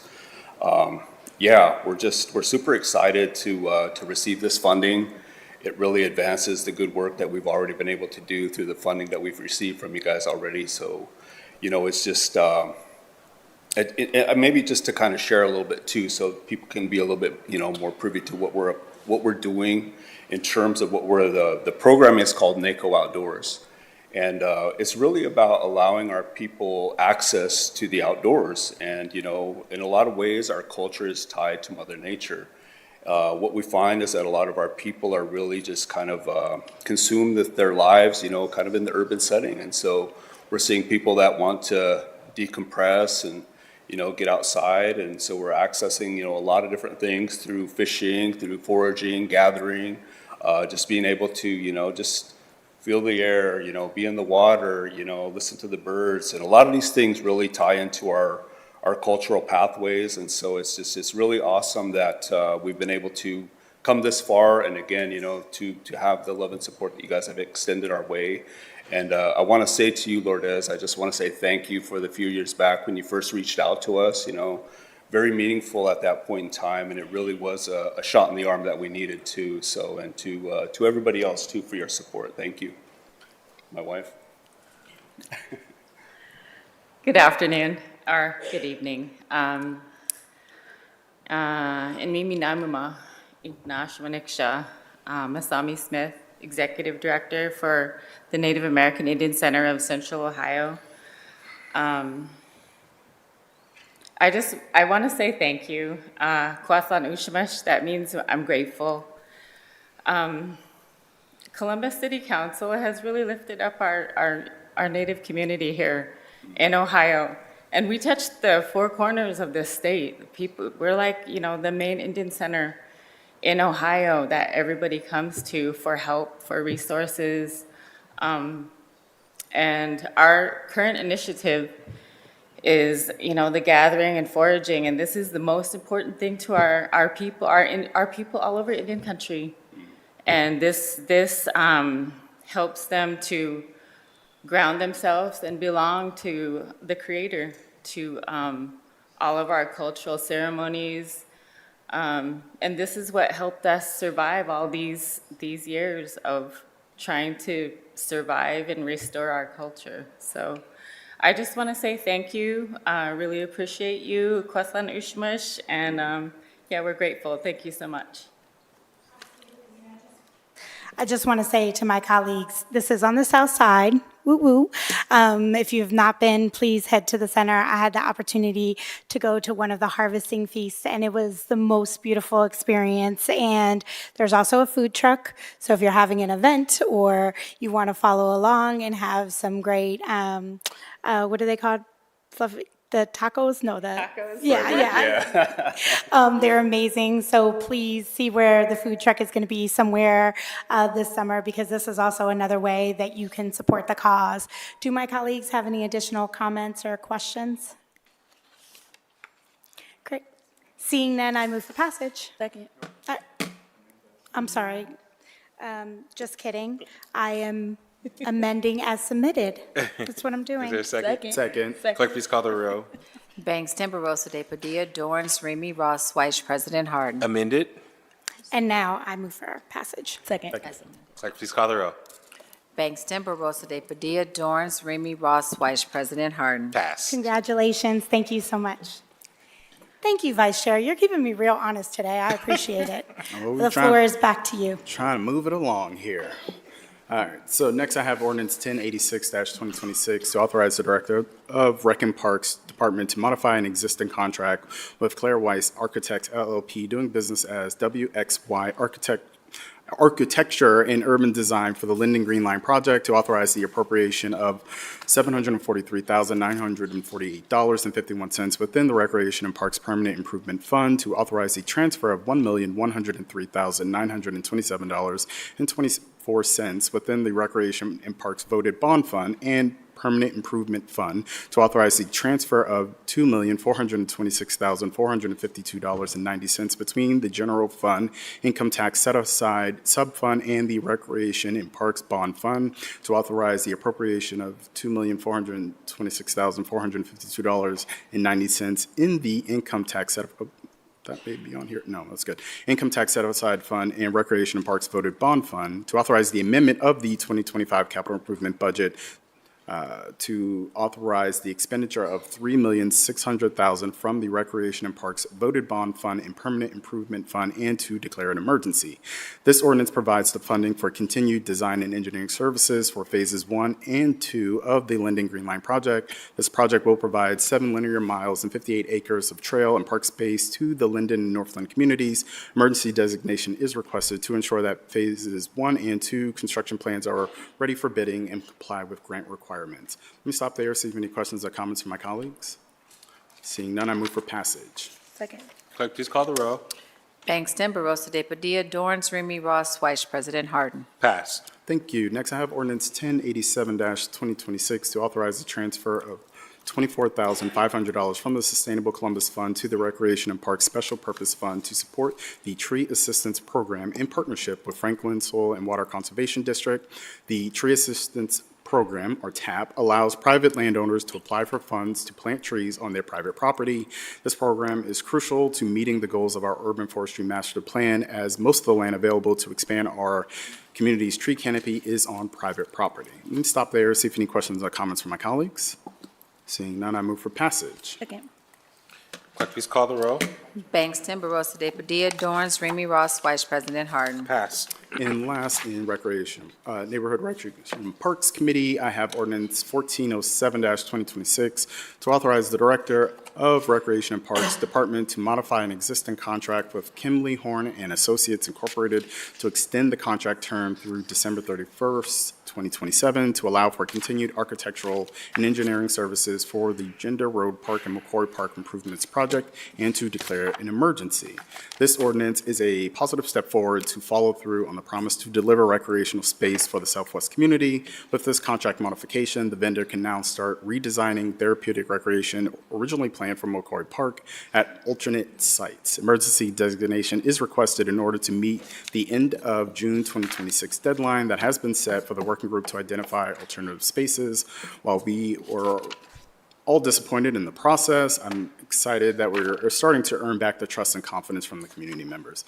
We did have one speaker signed up, Commissioner Reed, but I believe she is gone. Sure. Yeah, she did it earlier, so I think we've heard her comments there. Let me stop and see if there are any questions or comments from my colleagues. Seeing none, I move for passage. Second. Clerk, please call the row. Bangston, Barosa de Padilla, Dorns, Remy Ross, Vice President Harden. Passed. Thank you. That is all I have in Neighborhoods, Recreation, and Parks Committee. May I move on to Public Utilities and Sustainability, or are we pausing for zoning? I'm actually gonna, can you do weld in a few minutes? I'm gonna go back in order. We'll come back to you. Trying to get some out the way. The next committee to come before council is the Workforce, Education, and Labor Committee chaired by Pres Pro Tem. Pres Pro Tem, the floor is yours. Thank you, Council President. Tonight in the Well Committee, we have ordinance 1162-2026 to amend the Police Management Compensation Plan, ordinance number 2715-2013 as amended by enacting Section 7J, by amending Section 8G, and enacting Section 14C and declared emergency. Last week, the mayor announced a renewal of Police Chief Elaine Bryant's contract for additional 5 years with the city of Columbus. I know I'm not the only member of this body that thanks her for her service to the city. She's done a fantastic job, and very excited to know that she'll be continuing her service with the city of Columbus. As a result of the negotiations between the chief and the city of Columbus, updates to the police management compensation plan are necessary to reflect the new terms of employment for Chief Bryant. HR Director Alicia Martin is here to walk us through those changes. Director Martin, floor is yours. Good evening, Council President Harden, Council President Pro Tem Dorans. Oh, Pull the mic up to you. good evening. There you go. Sorry. Good evening, Council President Harden, Council President Pro Tem Dorans, and other members of council. So these changes coincide with Chief Bryant's recent acceptance of a second 5-year term, which begins on June 25th, 2026. There are 3 primary changes to the police MCP. The first one includes the addition of a mutual separation clause that allows for an amicable separation should the police chief and City of Columbus find it in the best interest of both parties to sever the employment relationship before the 5-year terms is up. This lump sum payment is subject to approval by both the Director of Human Resources and the Director of Public Safety, and will expire upon Chief Bryant's final term on June 30th, 2031. The second change is to increase the term life insurance. The police chief classification right now for the city maintains a life insurance policy for 1.5 times the salary. This currently does not exceed $200,000, and so we are changing the language to not only increase to the full amount of the salary, but also avoid a reduction should the police chiefs in the future exceed ages 65 or 70 years of age. This change recognizes the unique demands and high risks associated with public safety and serving as police chief for a large and rapidly expanding metropolitan area such as Columbus, Ohio. And the third change is to allow the police chief to be eligible for sick leave reciprocity. The addition of this language will allow the police chief an opportunity each year to elect either to be paid out unused sick leave at their regular hourly rate, carry over the sick leave to the next year, or split the remaining balance 50-50 between a carryover and a payout. This reflects both the city's support for retention and employee well-being, but will also serve as a strong recruitment tool, making the opportunity more competitive when we fill the position in the future. Thank you. Thank you, Director Martin. Questions from my colleagues for Director Martin? Seeing none, again, just want to point out that the sunsetting provision for these changes will expire on June 30th of 2031 unless there's additional action taken by this body. Any comments from anyone else? Seeing none, I move for passage. Clerk, please call the row. Bangston, Barosa de Padilla, Dorns, Remy Ross, Vice President Harden. Passed. Thank you. Council President, can I do rules and reference? I would if I were you. Thank you, sir. In rules of reference, I have ordinance number 1265-2026 to amend Chapter 378 of the Community Benefits Agreement Advisory Committee. This code change will protect the city and city contractors against accidental noncompliance with the city's Community Benefits Agreement Advisory Committee procedures by requiring that all contracting agencies of the city to include notice in all solicitations, informing them of the committee's procedures, and the possibility of a recommendation of a community benefit agreement. This will ensure that council's goal around workforce development, use of unionized construction labor, and the community benefits are further realized through our own city construction projects, through our work through the CBA Advisory Committee, through the implementation of these agreements, and allowing us to have better contracting procedures to ensure that when these requirements are put in place, that all contractors are put on notice as early as possible in the contracting process to ensure that all folks are playing from a level playing field. Any questions or comments from my colleagues? Seeing none, I move for passage. Second. Clerk, please call the row. Bangston, Barosa de Padilla, Dorns, Remy Ross, Vice President Harden. Pass. Thank you. Next, we have ordinance number 1477-2026 to amend Chapter 378 of the Community Benefits Agreement to amend Section 111.04 of the Columbus City Codes pertaining to council committees and to create a new ad hoc committee. This code change will establish a new joint committee between Columbus City Council and the Columbus City School Board of Education, creating a new body focused on a shared responsibility for the success of our school district for students, families, teachers, support staff, and our entire city. We announced this committee late last month in a classroom at Northland High School, and we'll have our first meeting on Monday, June 15th, here in council chambers. And we're hitting the ground running with an investment in the Northland High School Community Campus School Pilot. This committee will explore new and innovative ways to collaborate between the city and the district, with no topic off the table between our members here at council and those at the school board. I'm personally very excited myself to use the city's land use tools to help strategically manage public property, both owned by the city and the school district. I'm deeply appreciative of the board president, Antoinette Miranda, Vice President Sarah Ingalls, and Council President for our leadership getting this committee off the ground. And as the parent of a soon-to-be kindergartner, and I know the Dads Caucus here has lots of kids that are about to be in that position, there's no better time than now to make sure that this body is doubling down on its investment and its partnership with Columbus City Schools to make sure that all of our kids have an opportunity at a world-class education and to ensure that they have the opportunities and the tools to be successful right here in Columbus. I did want to pause and turn the mic over to my partner in crime on this with Council President Harden, who also has a kiddo who's about to head off to kindergarten as well. Yes, sir. Well, thank you, Mr. Chair, and it truly is a good step forward as we, a lot of folks know that the city schools and City of Columbus are two different institutions, but the truth is the issues that impact both of them cross over. And so this is an opportunity to put everything on the table in front of the two bodies to show a collective and a realignment of how we do things together to improve the lives and the ability to educate our young people, but also to move our city forward. And so we look forward to open and frank conversations and actually continue to move policy forward in that committee. And so thank you so much for your leadership, and I look forward to the work ahead. Thank you, Council President. Appreciate getting a chance to work with you and the board president and vice president of CCS. Lots to come on this. Very, very excited for this body to lean in that effort because we know that the success of our kids is the success of this city. Unless there's any other questions or comments from my colleagues, I move for passage. Second. Clerk, please call the row. Bangston, Barosa de Padilla, Dorns, Remy Ross, Vice President Harden. Passed. Thank you, Council President. I will make a motion for recess. There we go. Is there a second? Clerk, please call the row. Bangston, Barosa de Padilla, Dorns, Remy Ross, Vice President Harden. We are in recess.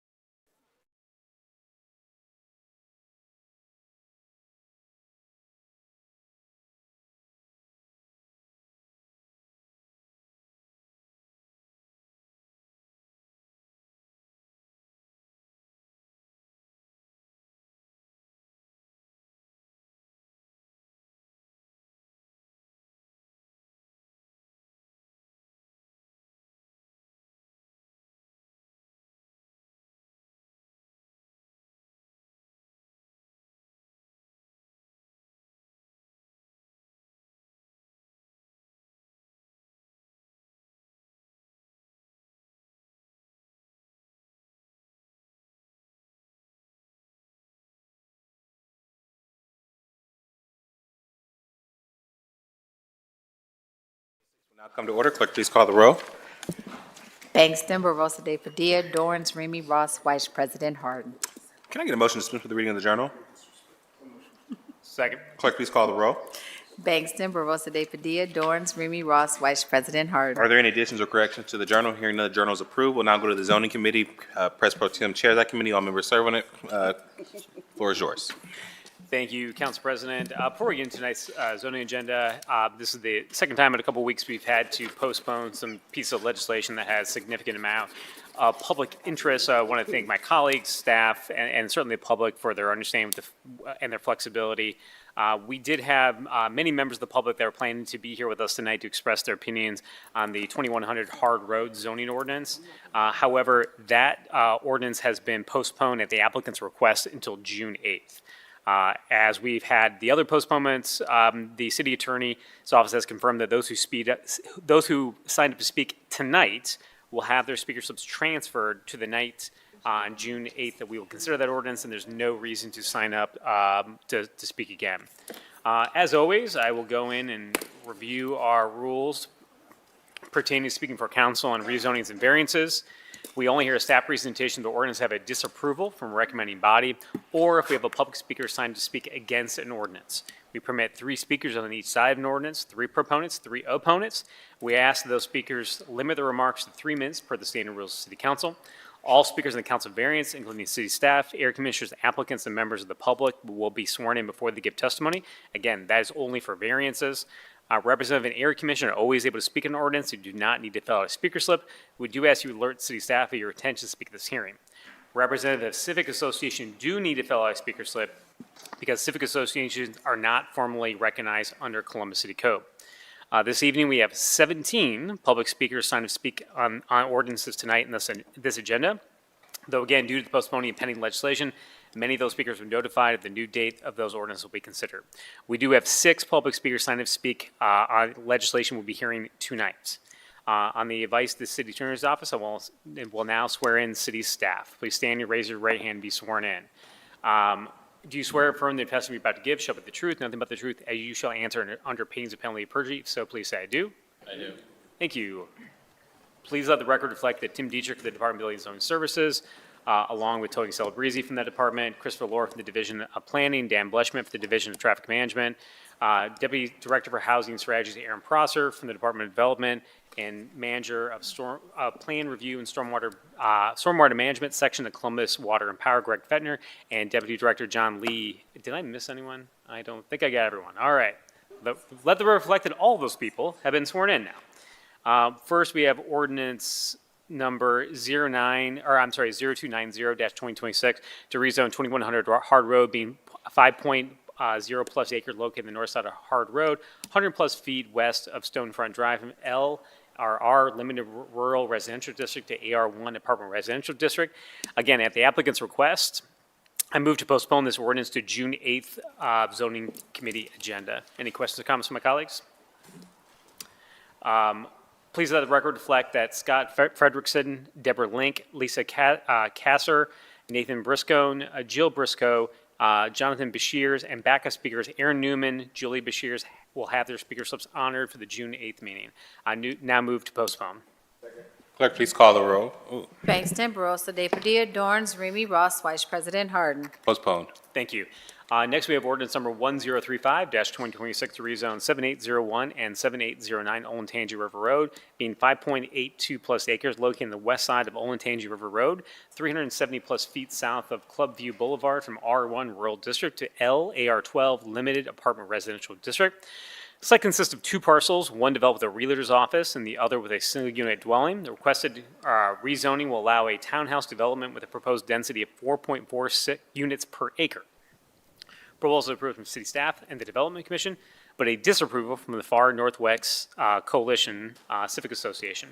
There is no area commission that covers this area. Due to the disapproval from the Civic Association, we'll now hear a staff report from the city staff, starting with Mr. Tim Dietrich from the Department of Building and Zoning Services. Floor is yours, sir. Chair Dorans, President Harden, members of council, the subject site consists of 2 parcels developed with an office use and a single-unit dwelling, both in the R1 residential district. The requested LAR 12 Limited Apartment Residential District will allow a 26-unit townhome development as shown on the submitted site plan and building elevations. North and west of the site are single-unit dwellings in the R8 Restricted Urban Residential District within Sharon Township.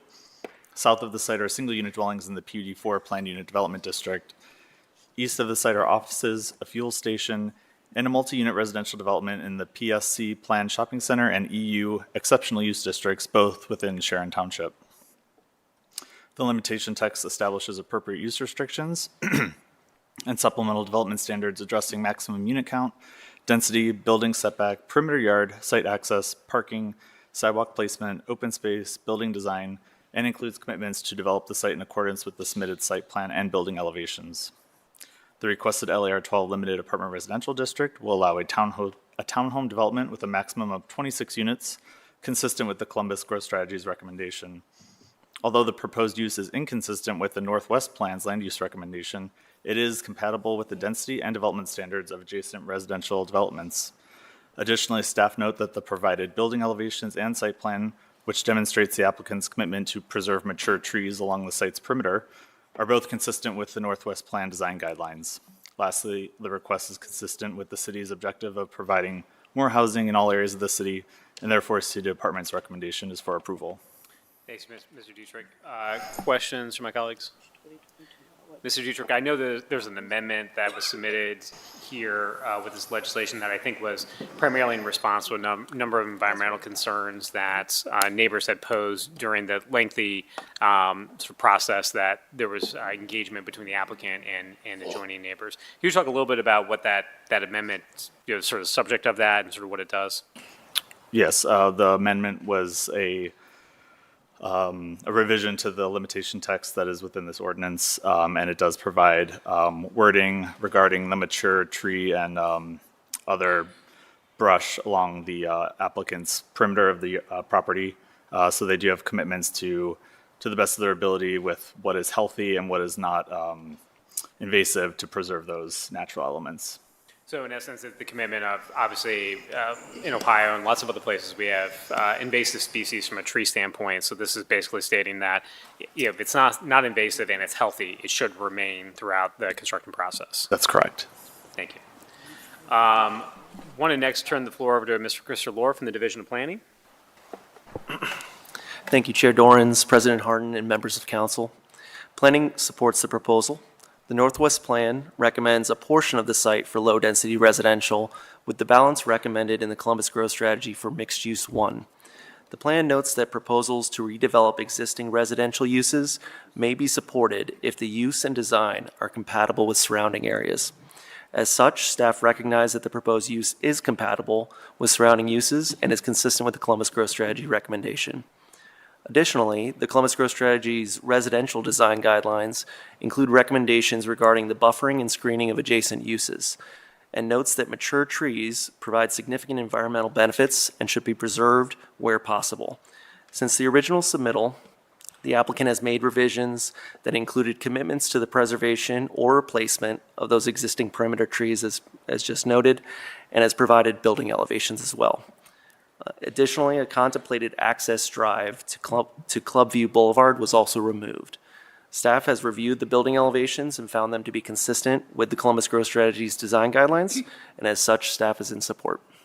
Thank you, Mr. Lohr. So one question about the growth strategy recommendation, which obviously is only a recommendation at this point. It's not the zoning district that's been applied, but oftentimes folks measure density, rightfully or wrongfully, based upon like how tall something is. So can we compare and contrast what's in this application here today compared to what is proposed within that growth strategy recommendation? So for the portion of the site that's recommended in Mixed Use 1, which would support heights up to 4 stories approximately, this is well within that recommendation. Obviously, there's slope, but the measurement of height is really based on kind of the average, is my understanding. Thank you. Any questions, my colleagues, or Mr. Lohr? Seeing none, I will turn it over to Mr. Bleshmidt from the Division of Traffic Management. Thank you, Chair Dorans, President Harden, members of council.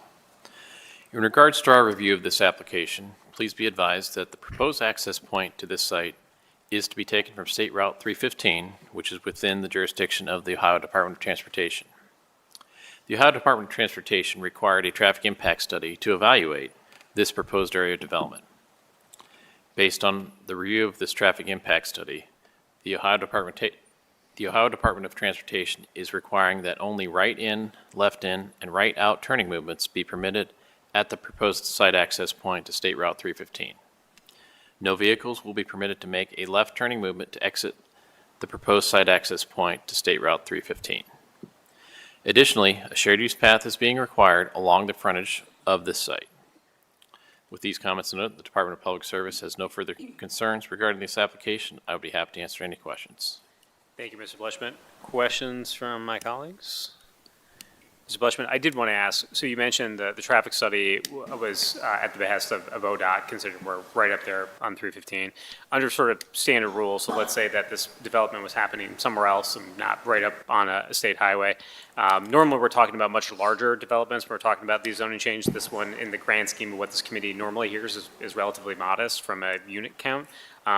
What type of traffic study or improvements coming from that would we normally see for a project of this size?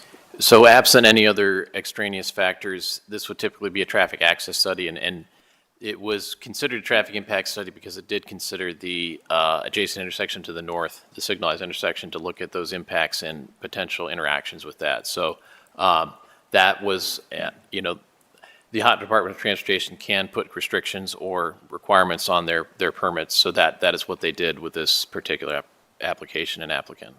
And to be clear for many folks, sometimes there's questions about, hey, when do these improvements happen as applied to when the construction occurs? So you can walk folks through sort of how, when those traffic improvements that are being required here would happen as it relates to the development itself, the proposed development itself?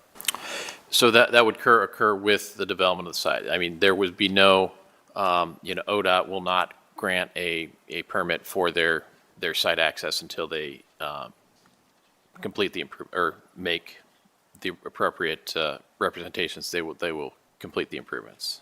So in other words, you're not talking about, oh, the development comes online a year or 2 or 3 years later, finally someone gets to improving the traffic.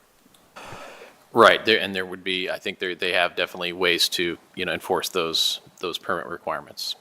Thank you. Any questions from my colleagues? Seeing none, I will next invite Deputy Director Erin Prosser to give us her report on housing. Thank you, Chair Dorans, President Hardin, members of council. The proposed rezoning at 7801 Olentangy River Road supports the Columbus housing strategy by adding critical housing units in a high-demand location and expanding housing options in an area with extremely limited housing diversity, which limits the options for housing mobility for existing neighbors and excludes opportunities for new neighbors to call this part of Columbus home. The existing housing in the census tract is 96% owner-occupied, 98% single-family homes, 84% of the homes have 4 or more bedrooms, and 70% of the households earn more than $150,000 per year. The median household income is more than $198,000 a year, which is 200% higher than the median income for the city. Since 2020, the City of Columbus has added nearly 10% more households. However, in this census tract, there are nearly 6% fewer housing units and 3% fewer households in this census tract. All of these factors combine to severely limit the mobility rate. In this census tract, the annual mobility rate between 2023 and 2024 was just 0.39%, compared to a 20% mobility rate for the greater Columbus region. In this census tract, only 8.4% of residents have moved since 2020, compared to the neighborhood mobility between 2005 and 2010, when 35% of families in the census tract moved. This indicates an increasingly stagnant housing market with little opportunity for new residents to move into the area and fewer options for those wanting to change housing to meet their lifestyle needs. This housing development is not only critical to addressing the needs in this area, but also for the affordability in the region. As we work to build sufficient housing units across our community to meet the growing housing demand, it is simultaneously becoming increasingly hard to build new housing units for financial reasons. For new housing to be financially feasible, developers must carefully balance the rising construction costs against the projected revenues to ensure the project is feasible, or it can't be built further, slowing down the construction of housing we need. In areas like this with high demand and high home prices, new development is feasible. Therefore, we need to allow for new housing where it can be built in this region to alleviate the overall pressure on this system and ensure region-wide affordability. Happy to answer any questions. Thank you, Ms. Prosser. Questions from my council colleagues? Seeing none. Again, I do want to point out that we do have representatives from Columbus Power and Water here with us, because I know a lot of the discussion with the community has revolved around questions regarding the stormwater manual and the process that's sort of those things go through. So I will probably invite the folks from that department at some point to engage with both council and potentially the public speakers, but to emphasize a project that cannot meet the stormwater requirements of the city of Columbus cannot get their permits. So if they cannot demonstrate that, they then have to go back and change their proposal in order to allow our experts of the city to say yes, that they can meet those requirements under that new site plan. And I know there's lots of questions about why those things don't come first, but our system is set up for folks to come get their zonings or their variances first before they subsequently engage in all of those processes for a variety of reasons. But there are preliminary steps that are taken with the department on the front end as they go through the process. But again, just from a process standpoint of where we're at, if folks cannot adequately meet those requirements, the project cannot get built in that way. So I did want to pause and see if any of my council colleagues have any questions before I call the applicant's representative. Seeing none, I would invite Ms. Molly Gwynn.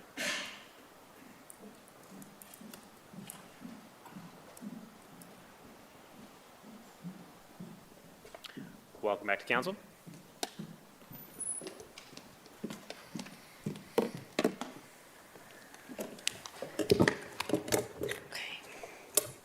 Good evening, members of council, President Hardin, and Chair Dorrance.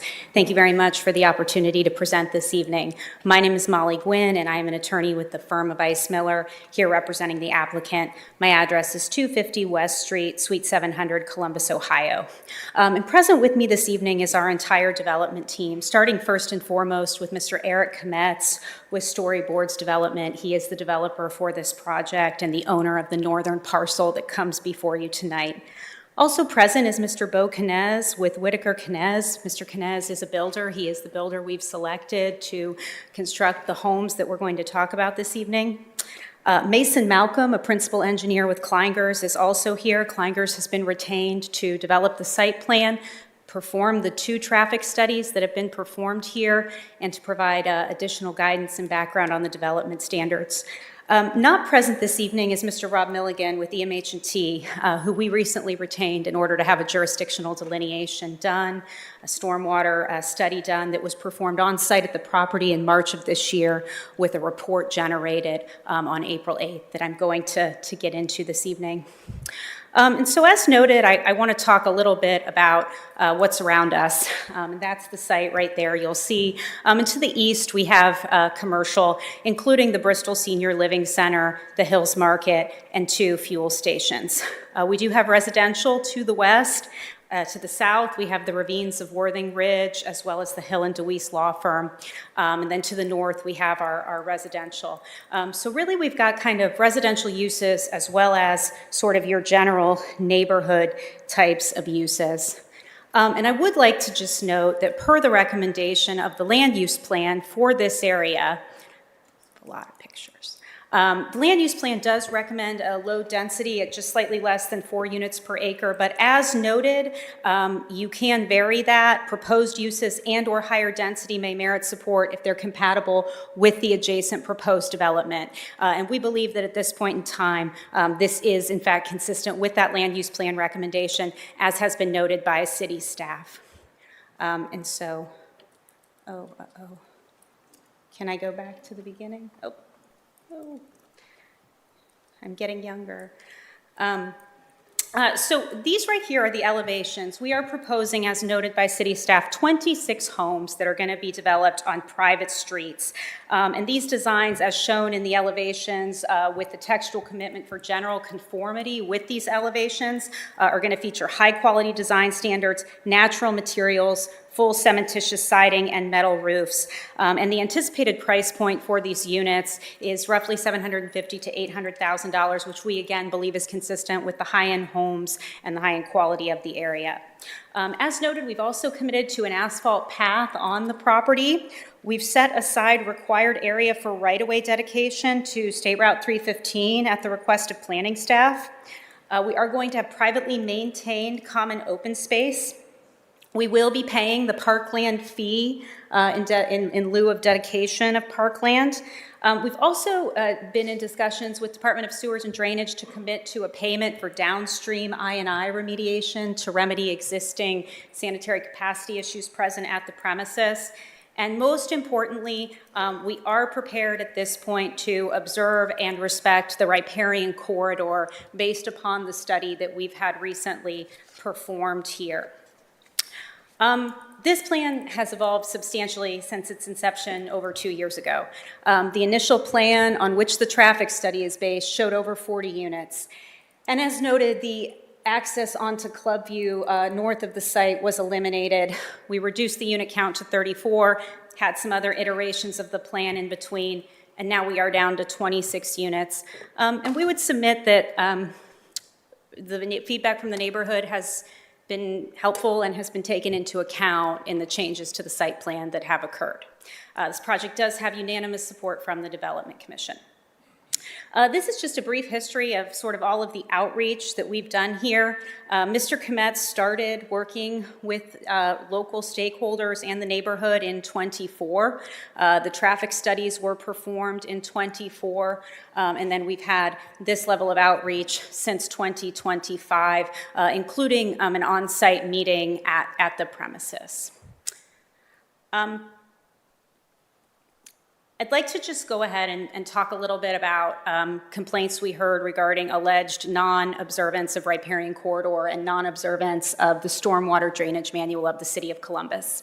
And I want to be very, very clear that the developer is committed to respecting all regulations of the City of Columbus and working with your departments and your professional planning staff in conjunction with our professional engineers. And so we engaged EMH&T to perform an analysis to determine if a stream existed on the property and to determine if riparian corridor would be required, and then subsequently whether the homes would need to be adjusted. I just want to note, as has been pointed out, a final jurisdictional delineation as well as a final stormwater analysis is not part of a zoning approval. It is not typically done at this step in the process, but we've taken this step at this point. And based upon the findings of the study constructed on site on March 19th, we have an intermittent stream here, not an ephemeral stream, and there is a difference in what is required for mediation. The stream originates off-site and it flows along roughly the southern boundary of the property along the ravine that's been shown here. These are the applicable provisions of the Columbus Stormwater and Drainage Manual that I'm sure that Mr. Fedner can speak to more cogently than we can, but per our engineers, we have to maintain 50 feet of riparian setback, 25 on either side of the stream, and then we have a 15% grade that also requires observation. And so we're going to comply with all of these requirements, including observing the 50 foot of riparian corridor. That's 25 on either side of the stream. The exhibit that has been prepared allocates all 50 feet onto the developer's property, but it doesn't entirely sit with this stream based upon our field work right on this developer's property. It runs along the boundary. And as noted, there are existing encroachments into this stream corridor presently with the ravines at Worthing Ridge condo that likely predate the stormwater management regulations. So this is the stream right here. This is where it's shown. Again, this is based upon the field study that was constructed by EMH&T. This is the exhibit that was shown at Development Commission. I believe you're going to be seeing this again. And again, this allocates the riparian corridor entirely onto the developer's property. We went ahead and overlaid the stream based upon the field study onto our existing plan, and we are able to pull the units out and comply with the riparian corridor. And that's our intention, and that's always been our intention, and that's our obligation here this evening. This is the language that's been referenced. This is the language that has been added. I will note that to the extent that there are trees that are sitting in the riparian corridor, and we're required to observe that, those are the city's trees. We'll be required to do whatever we're instructed with those trees. That's not going to be for us to decide. And so this is the language that we worked with planning staff on, and we feel it's a good interim measure. I won't read that to you because I've been talking for a while. One thing I would like to talk about is the allegation regarding the trees that are presently present on the property.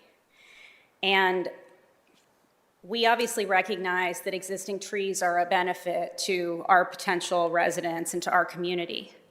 But many of the trees here right now are diseased, are dead, are a safety hazard, and have been previously requested to be removed to the property owner to the south. And these are just a few photos of what the existing condition looks like. These photos were taken last month. And as you can see, many of these trees are far from healthy, mature trees that would be expected or desirous to keep.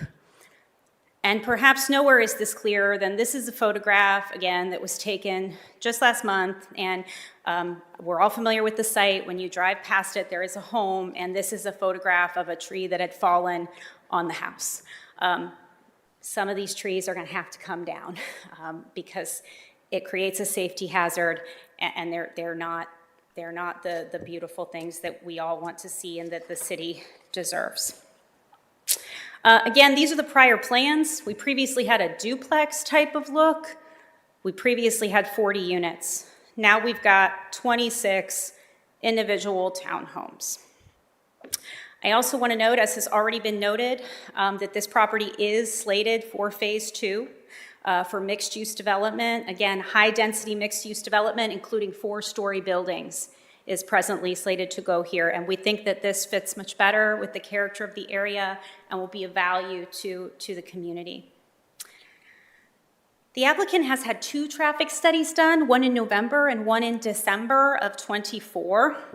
Both those studies have been reviewed by ODOT as well as city staff, as noted. And I just wanted to call out the AM and PM peak times that are here.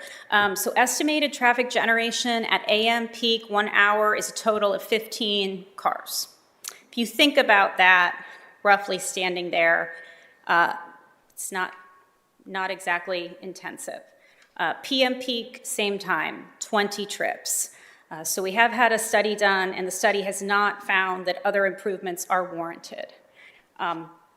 Frankly, in order to drive more significant improvements to this area, you would need higher density and more houses.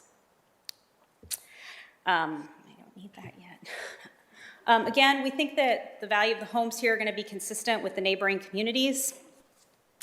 And we think, as noted by professional staff, that there is most certainly a need for housing in central Ohio, and that this housing fills a piece of the market that, while not the kind of thing that I'm traditionally here talking about, fits with the character of the area and will help alleviate some of the housing shortage in this corridor. Change is hard.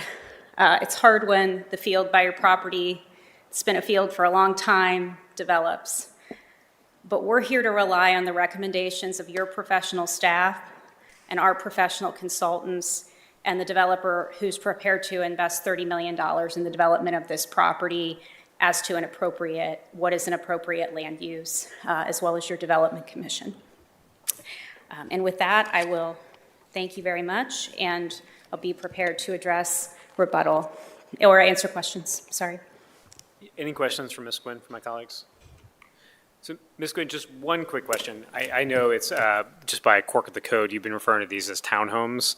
Yes, but in practical reality, these are detached, single units. So, how I would normally refer to a single-family house, but again, in this situation, given the zoning district under this code, that, just to make clear to my colleagues that we're talking about, again, basically detached single-family housing, Yes. even though that is practically what is not is actually referenced from a code standpoint. Yes, that pathway was not exactly forward for what we wanted these to look like from a code standpoint. And so, yes, they definitely look much more like single-family houses. Some of the variances that we're going to get into later speak to the single-family character of the project. They are detached. They're not attached at this point. And again, that was a change that was brought about by the feedback from the Development Commission. So, yes, it really looks, lives, and feels more like single-family homes. Thank you. Thank you. Any question for Ms. Gwynn? Seeing none, I'll invite you back up after our public speakers. As I mentioned, we have 3 public speakers signed to speak on this ordinance. The first speaker is Mr. Aaron Newman. Welcome back to council. As a reminder, we'll ask folks to state any relationship they have to the property and ask folks that try to limit their remarks to 3 minutes, but we'll try to practice Midwestern politeness as much as we can.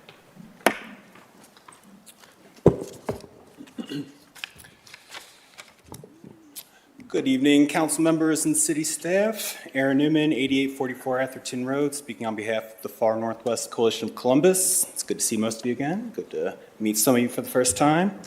Coalition is here tonight to reiterate our board's unanimous recommendation to disapprove both this rezoning application and the concurrent variances that would allow the development of 26 high-priced townhomes on Olentangy River Road in the Far Northwest.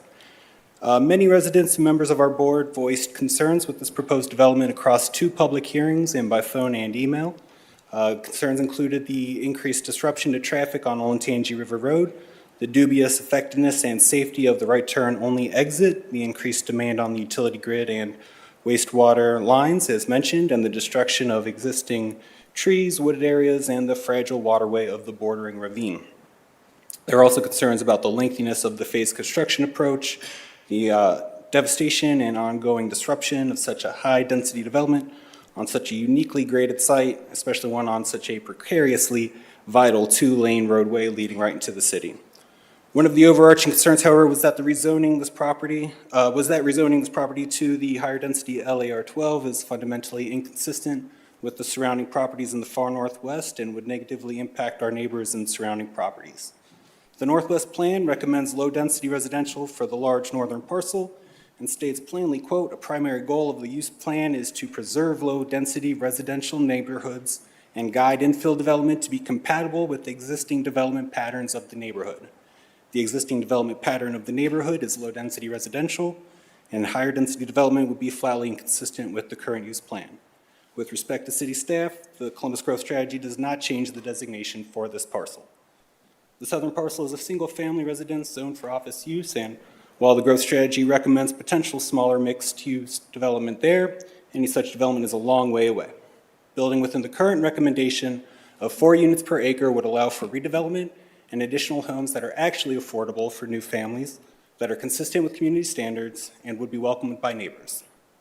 Moreover, these concurrent applications would supersede a 2014 council variance that forms a covenant with the neighbors, requiring that the southern property remain a single-family residence and maintain all natural boundaries, a covenant which the current applicant intends to break. The far northwest is ready for growth and eager to welcome new neighbors, but this proposal is simply not the right fit. The concurrent variances sought along with this rezoning also indicate a development that is too tightly packed onto too small a site. Low-density residential remains the most appropriate usage for the property at this time, as we look forward to future redevelopment of the southern parcel with its inclusion in the Columbus Growth Strategy. Therefore, the board of the Far Northwest Coalition joins the impassioned neighbors who have remained engaged in the process throughout, and respectfully request that City Council vote against the rezoning application and concurrent variances, and we encourage the applicant to work with us on an appropriate development plan. Thank you very much. Questions from my council colleagues, Mr. Newman? So, Mr. Newman, I did want to give you a chance to respond. So you referenced a number of times the Northwest Plan. That plan is close to 20 years old. So when we talk about a modest increase of density here, going from 4 to a little over 4 here, I just, talking with your neighbors and certainly the coalition, just when we talk about the plan being, close to 2 decades, and we know the growth of Columbus and all the different areas, I just want to give you an opportunity, when I see a plan that is that old, and again, we're not talking about a significant departure from it from a density standpoint. Just want to, you talk with your neighbors about this, just want to give you an opportunity to respond to that. Sure, well, it's 20 years old, but it still recommends low-density residential, and again, the Columbus Growth Strategy does not intend to change that designation for this parcel. We have an opportunity, we had an opportunity to include that in, perhaps make it mixed use as well, recommendation like the southern parcel. But for now and into the near future, that northern parcel is going to be zoned low-density residential, and we believe it should stay that way. Still plenty of room to build plenty of houses. Councilmember Brosa de Padilla. Yeah, hi, welcome back. I have a quick question. Just if you boil it down, brass tacks, right? A lot of folks will come in because they're concerned about apartments or condos where, would have a much higher density than single-family homes. So if they're top line, what are the main concerns from the coalition that they would not want single-family homes in this area? Is it because of the traffic? Is it because of the ravine? Like, can you just boil it down for us of what the main concerns are? Well, there are no concerns with any specific type of housing, but when you get into such dense housing as this, that's where the concerns come in on such a small property. So we'd be happy to see multifamily, single-family, detached houses, as long as it's, within or near that, within that 4 units per acre designation, we'd be happy to take a look. So, and this is 26, correct? Total, so it's 4.43 units per acre. Got it. So if it was less, you're saying it doesn't matter if it's single-family homes, but if there were 20, would that be better than 26? If it met the land use plan recommendation, we would be happy to consider that, sure. Okay, thank you. But this application does not meet those recommendations. Okay. Other questions from my colleagues? See none? Thank you, Mr. Newman. Thank you. Our next speaker is Mr. Chris Vondran. Welcome to council, sir.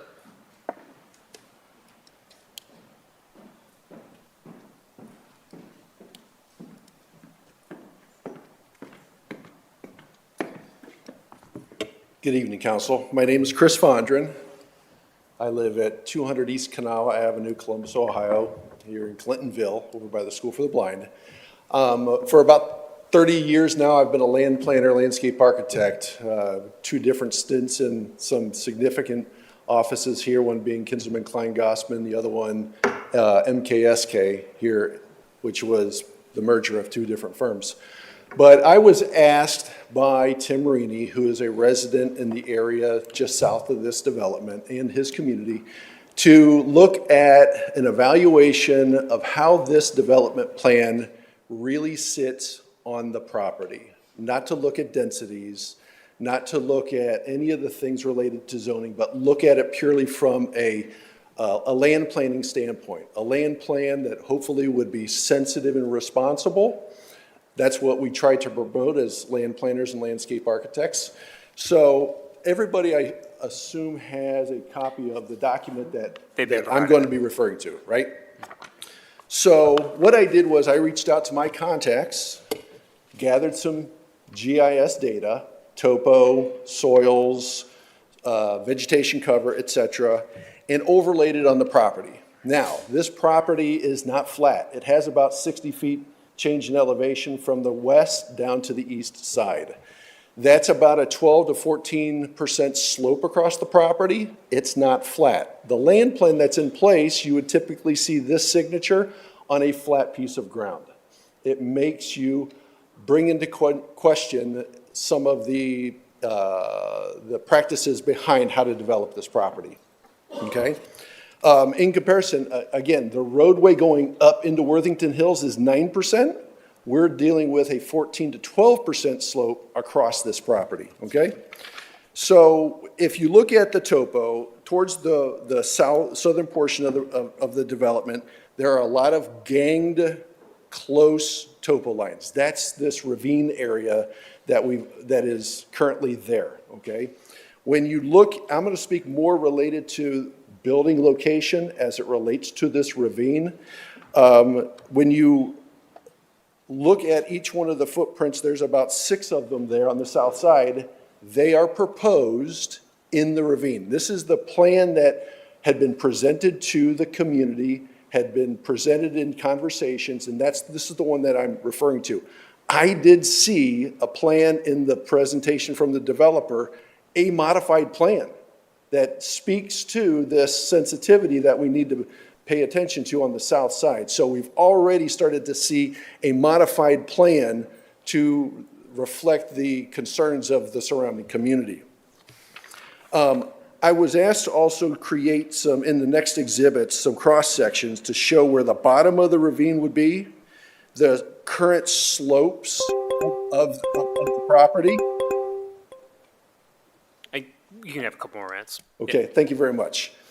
And so this area is, by criteria standpoints, based upon the stormwater manual, an area that would be considered for a stream corridor protection zone. So I'm going to go towards the last page to speed this up. There is a hatched area. It would be this page right here. The very last page, okay? Again, I'm not getting to the trees that are mature trees that are 102 years old that I think are valuable, but as it relates to this area, there is a minimum protection zone based upon the calculations that stormwater engineers will go through. This meets the minimum based upon the catchment area and the water that flows through this. So already in this plan, which the red boxes suggest a modification to the plan, we started to see that in the last presentation. That's the first time I think I've seen that or anybody in the community has seen an adjustment to the plan already. So with that being said, I'll wrap it up with any questions. Sure. Any questions, my colleagues? Okay. Seeing none. Thank you. Thank you very much. Our final speaker on this ordinance is Mr. Tim Reaney, who is, I believe, joining us virtually. Do we have him, Mark?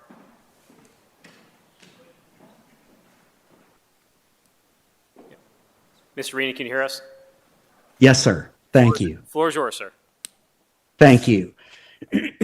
Council members and city staff, thank you for having me. My name is Tim Reaney. I live at 711 Old Oak Trace, which is in the community right across the ravine that Chris was just speaking about.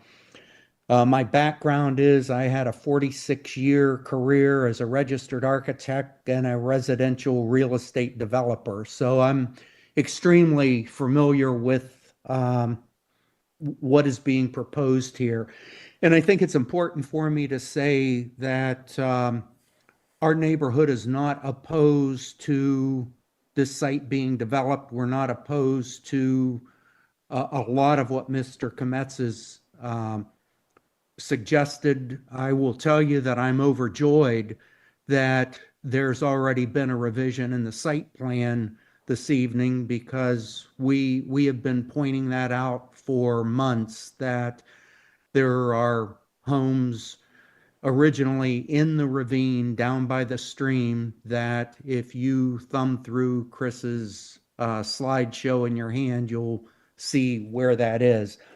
I'm kind of throwing out my prepared remarks to simply say that if you drive from Ohio State north on 315 to Delaware, you are surrounded by the Olentangy River Valley, the scenic Olentangy River that this intermittent stream flows into. You will also notice organic site design the entire way from just south of Henderson Road all the way up into Delaware. And that is the caliber that our community is, our little 10-unit condo community. That's the caliber of development that Worthington Hills is. That's the caliber and the characteristic of design up and down the scenic byway of Olentangy River Road. That is what we have been asking that would please be adhered to.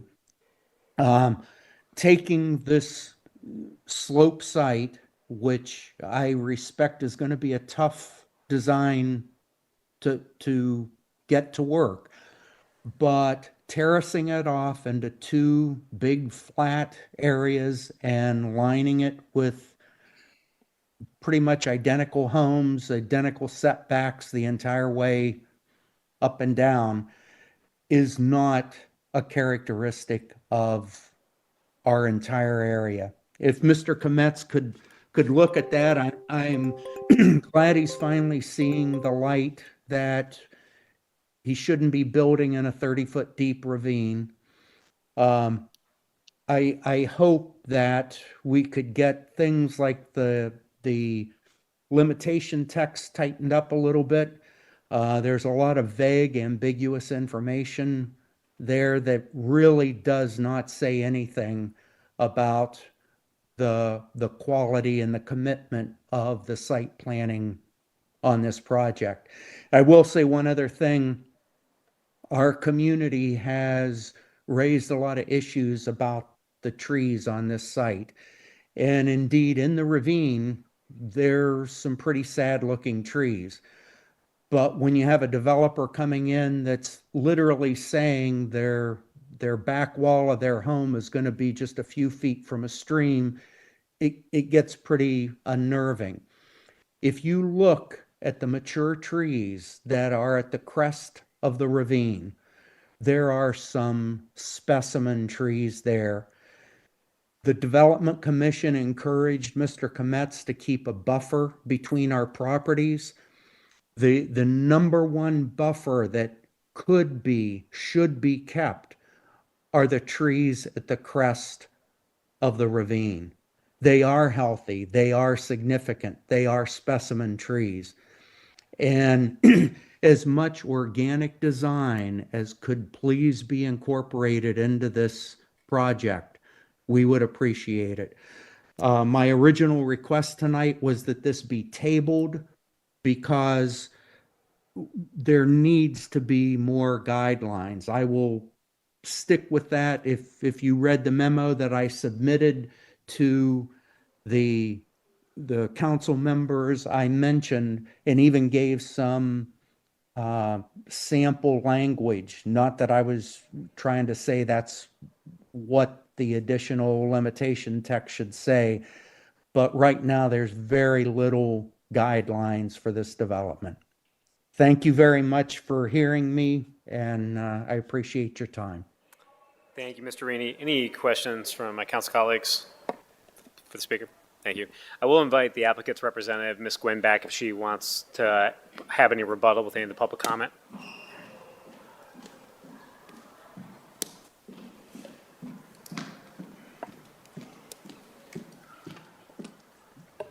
Good evening. I won't belabor the point on this, but I'll just note that we had field work done to identify where this stream is, and then EMH&T provided that field work, I believe, to the city as well as to Kleingers, who was then able to overlay the stream on the CAD file and orient the units. It's not a new site plan. It just shows how the existing site plan can respect, with the same number of units and all of the same variances that are required, how the existing plan can be respectful of that riparian corridor. And again, you know, this developer's efforts to engage with the neighborhood are quite well documented. And it's not a matter of us just now seeing the light on a jurisdictional delineation. That is typically not done at this phase of the process, but it has been done at this point. The elevations that are shown are a result of 2 Development Commission meetings and adjustments that were proposed subsequent to those 2 Development Commission meetings, and as noted, have the support of city planning staff for that. So again, this is someone who's worked very, very hard to be responsive to the concerns of the neighborhood. And I'll just note that it's disappointing, the continued ad hominem attacks against the developer for doing things in accordance with the city's direction and the Development Commission's. Thank you. Thank you, Ms. Gwynn. Any questions? Councilmember White? Ms. Gwynn? I think Councilmember White has a question for you. You're good. And I don't have a question. I do appreciate the back and forth that has been done between the neighbors and developers. When I heard about this project from some of the neighbors, they expressed concerns regarding the number of units, the type of units that would be there, and changes were made. And then we talked about the stream corridor protection zone, and it looks like, again, changes have been made to kind of meet the needs of the residents. So my no vote this evening has nothing to do with that. I think you have worked tremendously hard to kind of bring a proposal together that kind of makes sense on that land. My hesitation and my concern is that intersection of Olentangy River Road and 315. It is a nightmare. I disagree with ODOT's thinking that a left-hand turn lane is going to make any sense at all when it's constantly backed up all the time. So I appreciate the work of the developer. I applaud him for continuing to bring the right people to the table. That was also something that I heard in the very beginning. He didn't have the right people. He's never done this before. This isn't going to work. But it has shown through just your constant back and forth with the community that you wanted to bring forth a plan that took their feedback into consideration to find something that was going to be most workable. So I do appreciate that. Thank you very much. And Chair, I do have a quick question. Can you, someone, I don't know the appropriate person, but at this juncture, you mentioned this a little bit before when we talked about this storm sewer, et cetera. So those protections along the ravine, at which point do we ensure that those are enforced in the site plan, and who does that enforcement? So, Ms. Gwen, and then I can certainly throw it to some of our folks in planning as well, but Ms. Gwen, do you want to speak to that? we will have to submit a CC plan that identifies after we get through, hopefully if we're successful this evening and we get through zoning, we would final engineer the site. We would submit a final site compliance plan because this is NAIR 12. We would then submit our stormwater CC plans, which would be reviewed, and it would note the riparian corridor and the slope that's in there. That's an extra item that we're required to observe in this area, given the 15% grade where the ravine sits. And again, we would submit our stormwater delineation at that time for review by the Army Corps of Engineers as well as city planning staff. And Councilmember, if I can, I think some of the confusion that certainly has, I think, contributed to some of the back and forth with the community and the applicant has been around, was this in fact a stream? These are fun land use questions you end up getting into. And originally there was a contention, certainly, that there was a question around whether or not this was in fact a stream due to its intermittent times where it runs or doesn't run. So once there was a designation that it was in fact a stream, that's when the riparian corridor requirements kick in. So that's where I think there was some very healthy back and forth between the applicant and the community about, well, what are you going to do about this? There are many things in our community that we don't realize are in fact streams until, again, the engineers look at them and make a designation. In this case, I think we'd be in a very different place right now if there was still dispute about whether or not that was in fact classified as a stream. No one here at this point is in fact arguing about that. So the buffer that exists is just the buffer that comes. So while other things from the site plan can change, since that has been designated as a stream at this point, that buffer is the buffer. That cannot change throughout the process at this point.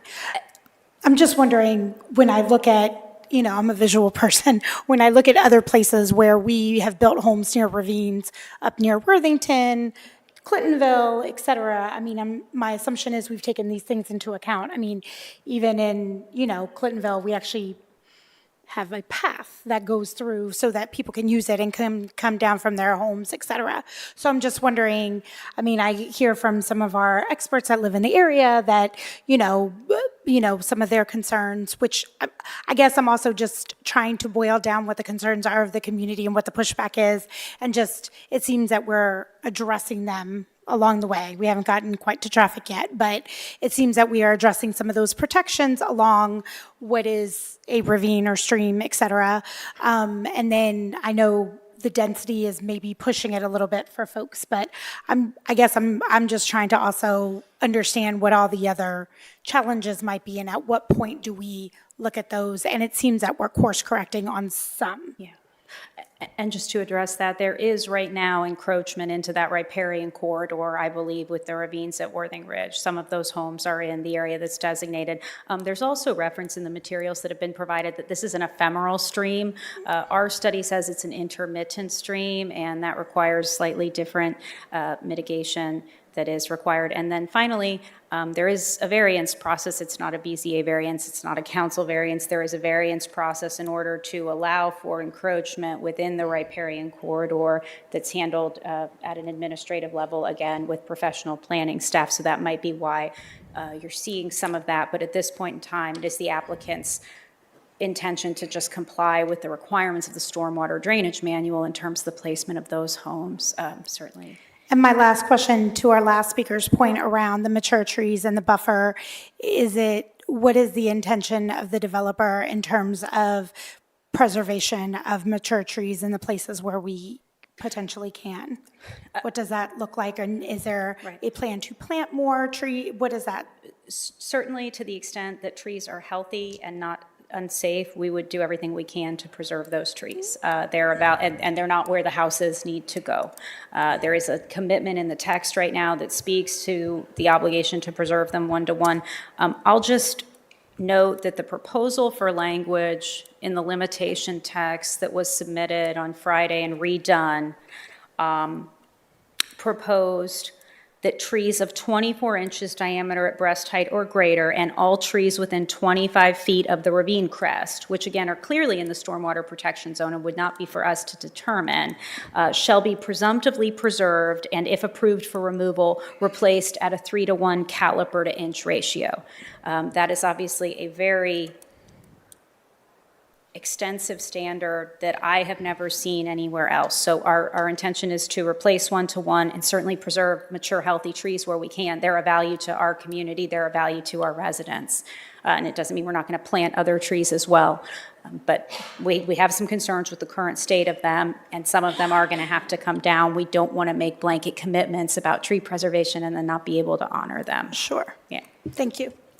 Thank you, Ms. Quinn. Any other questions, my colleagues? Seeing them. Thank you.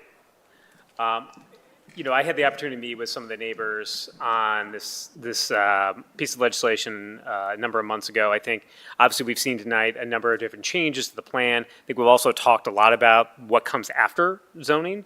Fundamentally, before council is a land use question. Some of the administrative processes, whether it's stormwater or other things, happen beyond this body. It's somewhat ironic that normally we're down here when we have lots of opposition to a zoning, it's oftentimes around large multifamily projects. It's sort of interesting here tonight. We have 26 what functionally are single-family houses with some significant opposition, and certainly I think many of my colleagues have heard from folks and engaged with folks, I think, meaningfully throughout this process, as we've seen the applicant make what I think are meaningful changes to this proposal. That said, this is certainly an area that could use more housing, according to Director Prosser's report, certainly an area in which we're seeing a modest increase in density. I respect my colleagues' concerns around the traffic, but I'm not a traffic engineer, neither is he. And certainly, when we think about how do we have these administrative processes in place to ensure that these things are handled, I believe the system that is in place should provide the benefit that is necessary to help, again, to account for what is a small increase in density. Columbus is growing, it's going to continue to grow. That's going to mean more traffic no matter what. It's a question of how do we approach that and how do our processes help to address that. So in my opinion, while I certainly understand folks within that area would like to see more out of the applicant at this point, I think the applicant has demonstrated good faith over and over and over again in this instance. And at some point, they deserve an answer from the body about whether or not the proposal that is in front of us is a policy choice that this body would like to make.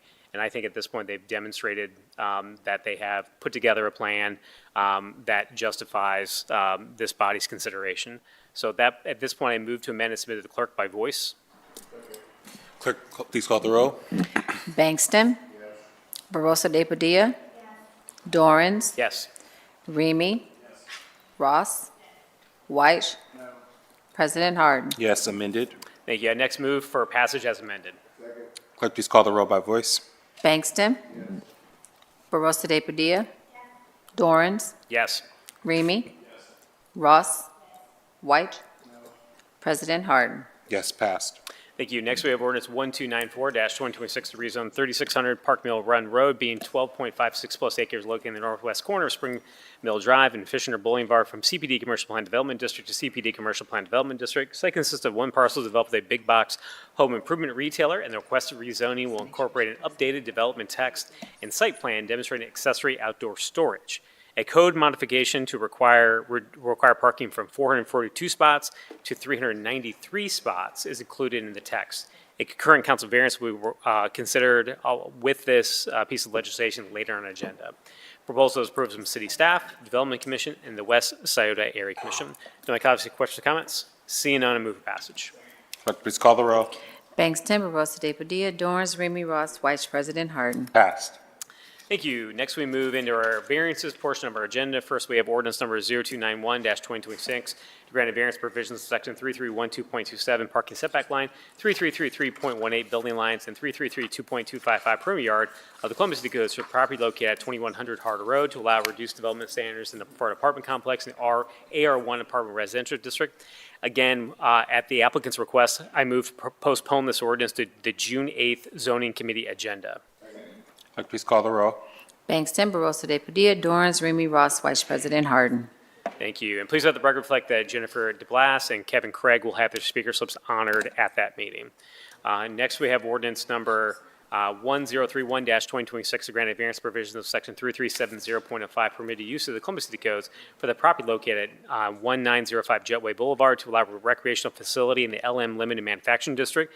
The site consists of one parcel developed with 2 warehouses, and the requested council variance will allow a recreational facility within the existing building. A council variance is required because the limitation text does not allow for recreation facilities. The proposal is approved from city staff and the Northeast Area Commission. Any questions or comments? Seeing none, I first move to accept the entire staff report into evidence as an exhibit. Clerk, please call the row. Bangston, Barosa de Padilla, Dorans, Remy Ross, Vice President Harden. Accept it. Thank you. I next move to adopt the findings of staff as the findings of council. Clerk, please call the row.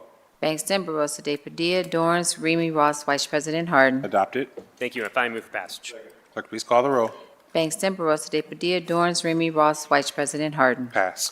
Thank you. Next, we have ordinance number 1036-2026, a grant of variance provisions of section 3333.025 AR 12 ARLD and AR1 apartment residential uses, 3333.41 HIJ standards of the Columbus City Codes for property located at 708 and 709 Old Tanger River Road to allow reduced development standards for the townhouses in the LAR 12 Limited Apartment Residential District.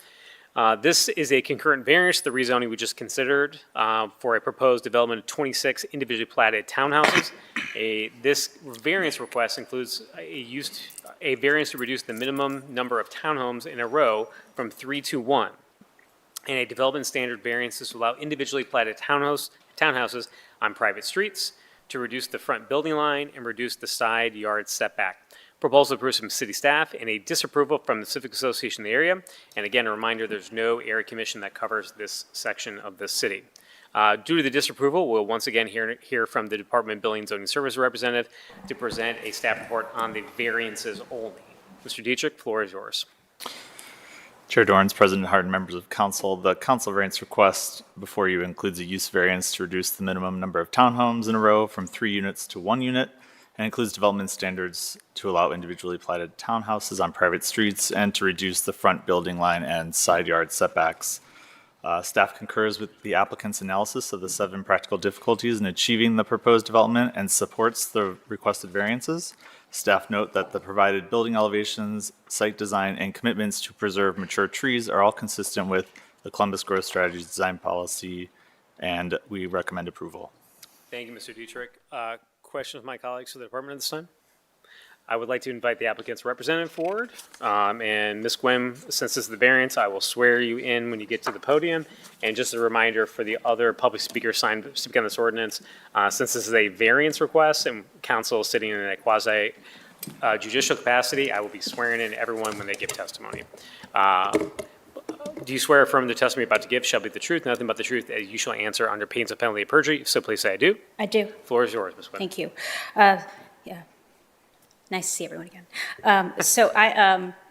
The first variance that is before us this evening is to section 3333.41H. That provision of the code requires that each townhouse shall have a minimum of 15 feet of frontage on a dedicated public street. And the simplest way to explain this is we have private streets here, and so we just need a variance from this. And we would submit that this variance will not substantially impact the surrounding properties. The surrounding properties are largely residential and neighborhood commercial in nature. It is consistent, we believe, with most of the surrounding uses and will allow for our kind of high-quality fee simple townhomes. We don't believe it will substantially alter the character of the neighborhood. Again, we're consistent with residential here.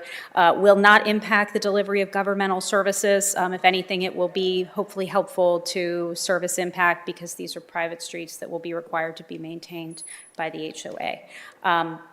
and design standards will not be negatively impacted by the presence of this variance. So that's the first variance.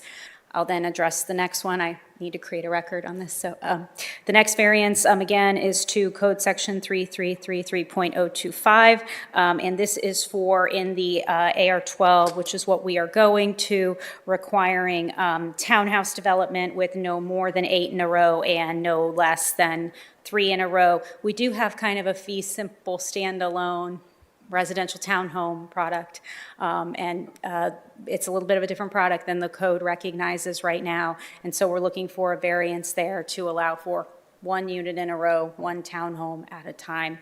And again, we would submit that this is consistent, more consistent probably than attached townhomes with the surrounding kind of character of the area. It again allows for the townhomes to be developed at kind of the price point that we're looking at. Will not substantially alter the character of the neighborhood. They are intended to be sold. They are intended to be for sale product. Will not impact the delivery of governmental services, and design standards will not be negatively impacted. The next variance that we have is to the lot line, and that's a variance to Code Section 3333.41J. And we've got 25 feet for the build line from the front lot line, irrespective of the orientation from the building. We are requesting a modest variance to that. We would like it to be 20 feet. We would submit that this is not substantial, and we would submit again that it allows us to slightly increase the density on the property, does not substantially impact delivery of governmental services, does not alter the character of the surrounding neighborhood, and design standards will not be negatively impacted. It also will allow for us to pull those houses forward a little bit out of that ravine area. And then finally, variance to Section 3333.41I. We would like to vary the side yard setbacks to 5-foot side yards. This is consistent with the residential development standards for straightforward residential. It is what is required. Technically, for any end unit in here in a townhome development, it's 7.5 feet, but you could have 3 in a row that were connected, that are 0 lot line, that have no side yard setback between buildings. And again, this is being done to allow for a type of housing, a product that maybe isn't quite exactly reflected in the code with the townhomes. And so again, we would submit that it will not substantially alter the character of the neighborhood. It will allow for the look of the product that we want, the look of the houses that we want.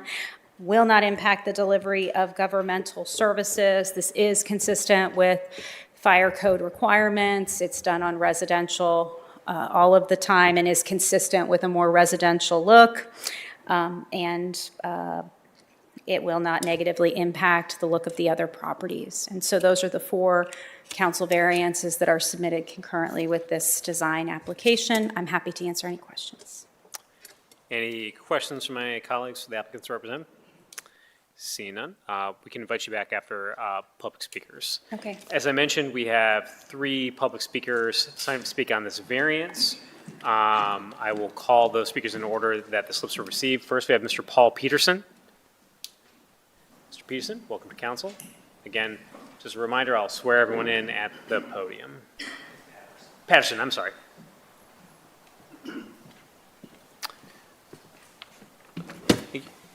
Do you swear or affirm that the testimony you're about to give shall be the truth, nothing but the truth, as you shall answer under pains of penalty of perjury? If so, please say I do. I do. Floor is yours, sir. Very good. Thank you.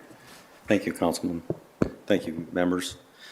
My name is Paul Patterson. I live at 771 Old Oak Trace, which abuts the property in question. More than 40 years ago, a well-known Central Ohio developer, Bob Webb, and his company built 10 homes on a ridge bounded by 2 ravines, one on each side, nestled within an old-growth forest as part of Worthington Hills. He understood that the natural beauty of the forest and the ravines would enhance the value and character of the homes built there. As the street name might suggest to you, the community was developed among dozens of oak trees that are well over 100 to 200 years old and still standing today. He built the houses in and around them. My property adjoins the property in question. The proposed development plan as it exists today would dramatically alter the environment we have known for decades In its current form, the old-growth forest on the property in question would largely be eliminated in contradiction to the Columbus Urban Forestry Master Plan, replacing a naturally wooded ravine, naturally wooded view with an unnecessarily cramped housing complex. Meanwhile, the new development would continue to benefit from the views of the old-growth forest on our side of the ravine. How is that fair? How is that consistent with responsible development that should seek to integrate respectfully into a neighborhood that has existed since the 1960s? The request zoning relief from established development setback standards is clearly intended to increase development density.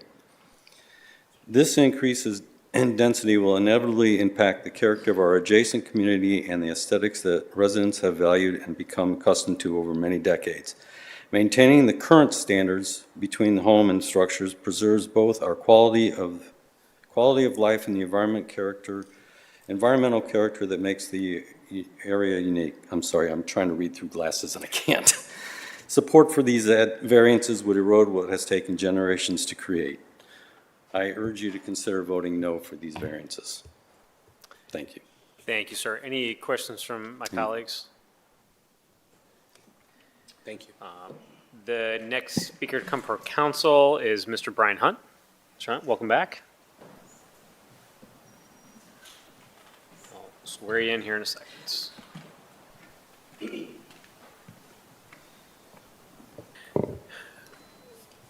Do you swear or affirm the testimony you're about to give shall be the truth, nothing but the truth, as you shall answer under pains of penalty of perjury? If so, please say I do. I do. The floor is yours, sir. Thank you.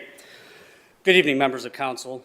My name is Brian Hunt, and I'm appearing on behalf of the Ravines at Worthing Ridge Condominium Association, which is comprised of property owners adjacent to the property who will be directly affected by this development. Before I get into my prepared remarks, I'd just like to briefly respond to a statement earlier this evening that neighbors have attacked the developer. I haven't heard any personal attacks tonight. I've heard genuine, reasonable concerns about the way that this development will impact the neighboring property owners. And I think comments like that are neither warranted or accurate in this case. That said, we respectfully urge this council to deny the requested variances for multiple reasons. Before City Council may grant a variance, it must find that the applicant has demonstrated practical difficulties under the 7-factor test established by the Ohio Supreme Court in the case of Duncan v. Village of Middlefield, as well as the standards codified in Section 3307.10 of the Columbus Code of Ordinances. Many of those factors weigh decisively against the approval in this case. First, the property can recognize a reasonable return without the variances. The applicant has claimed that no reasonable return is possible without the variances, yet the site currently operates as a realtor's office in a single-family dwelling, and thus the property plainly yields a current return today.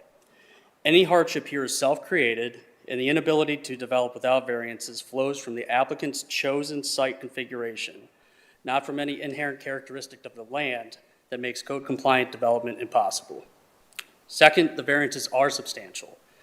The applicant claims the variances are not, yet in a single application, the applicant seeks to eliminate public street frontage for all 26 proposed lots, reduce side yard setbacks from 7.5 to 5 feet on every lot, and cut front building lines from 25 feet to as little as 11 feet. These are not minor adjustments. Multiple simultaneous variances applied to every lot in the 26 development are, by any reasonable measure, substantial. Third, the neighborhood characteristics will be altered by the variances.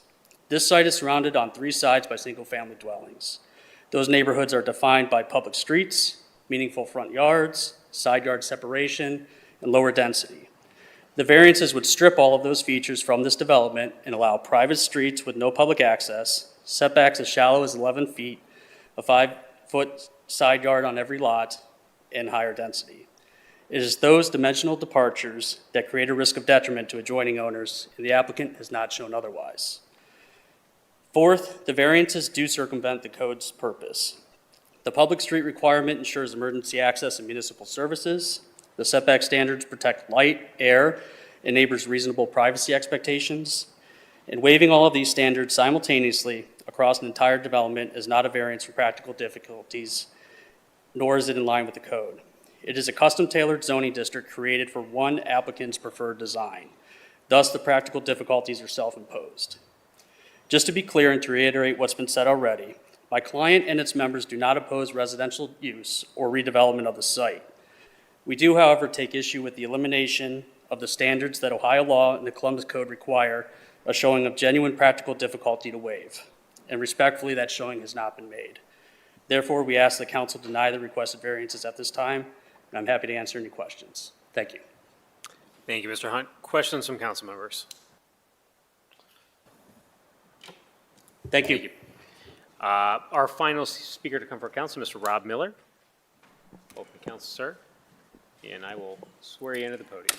Chair, if we have a question about when, well, should we just wait till after We'll wait, all and three then and then we'll go back? Yeah, Okay, we'll either ask you to direct question to the department or the applicant's representative. Mr. Miller, raise your right hand. Do you swear or affirm the testimony you're about to give shall be the truth, nothing but the truth, as you shall answer under penalty of perjury? If so, please say I do. I do. Floor is yours, sir. Okay, thank you. Thank you, Chair Dorans, Council President Harden, and the council members for the opportunity to address this situation. My name is Robert Miller, owner at 718 Old Oak Trace, which is in the ravines at Worthing Ridge, just bordering the south of that ravine. And I'll be very practical about, you've heard lots of things today, and just to reiterate, we are not opposed and have never suggested to be opposed to development of the property. It is a wonderful property that has beautiful characteristics, and one of them is the ravine. And so I have just a very practical concern about the ravine and the building at the ravine, because we've been consistent on that feedback, that that's something that actually brings tremendous asset and value to our properties.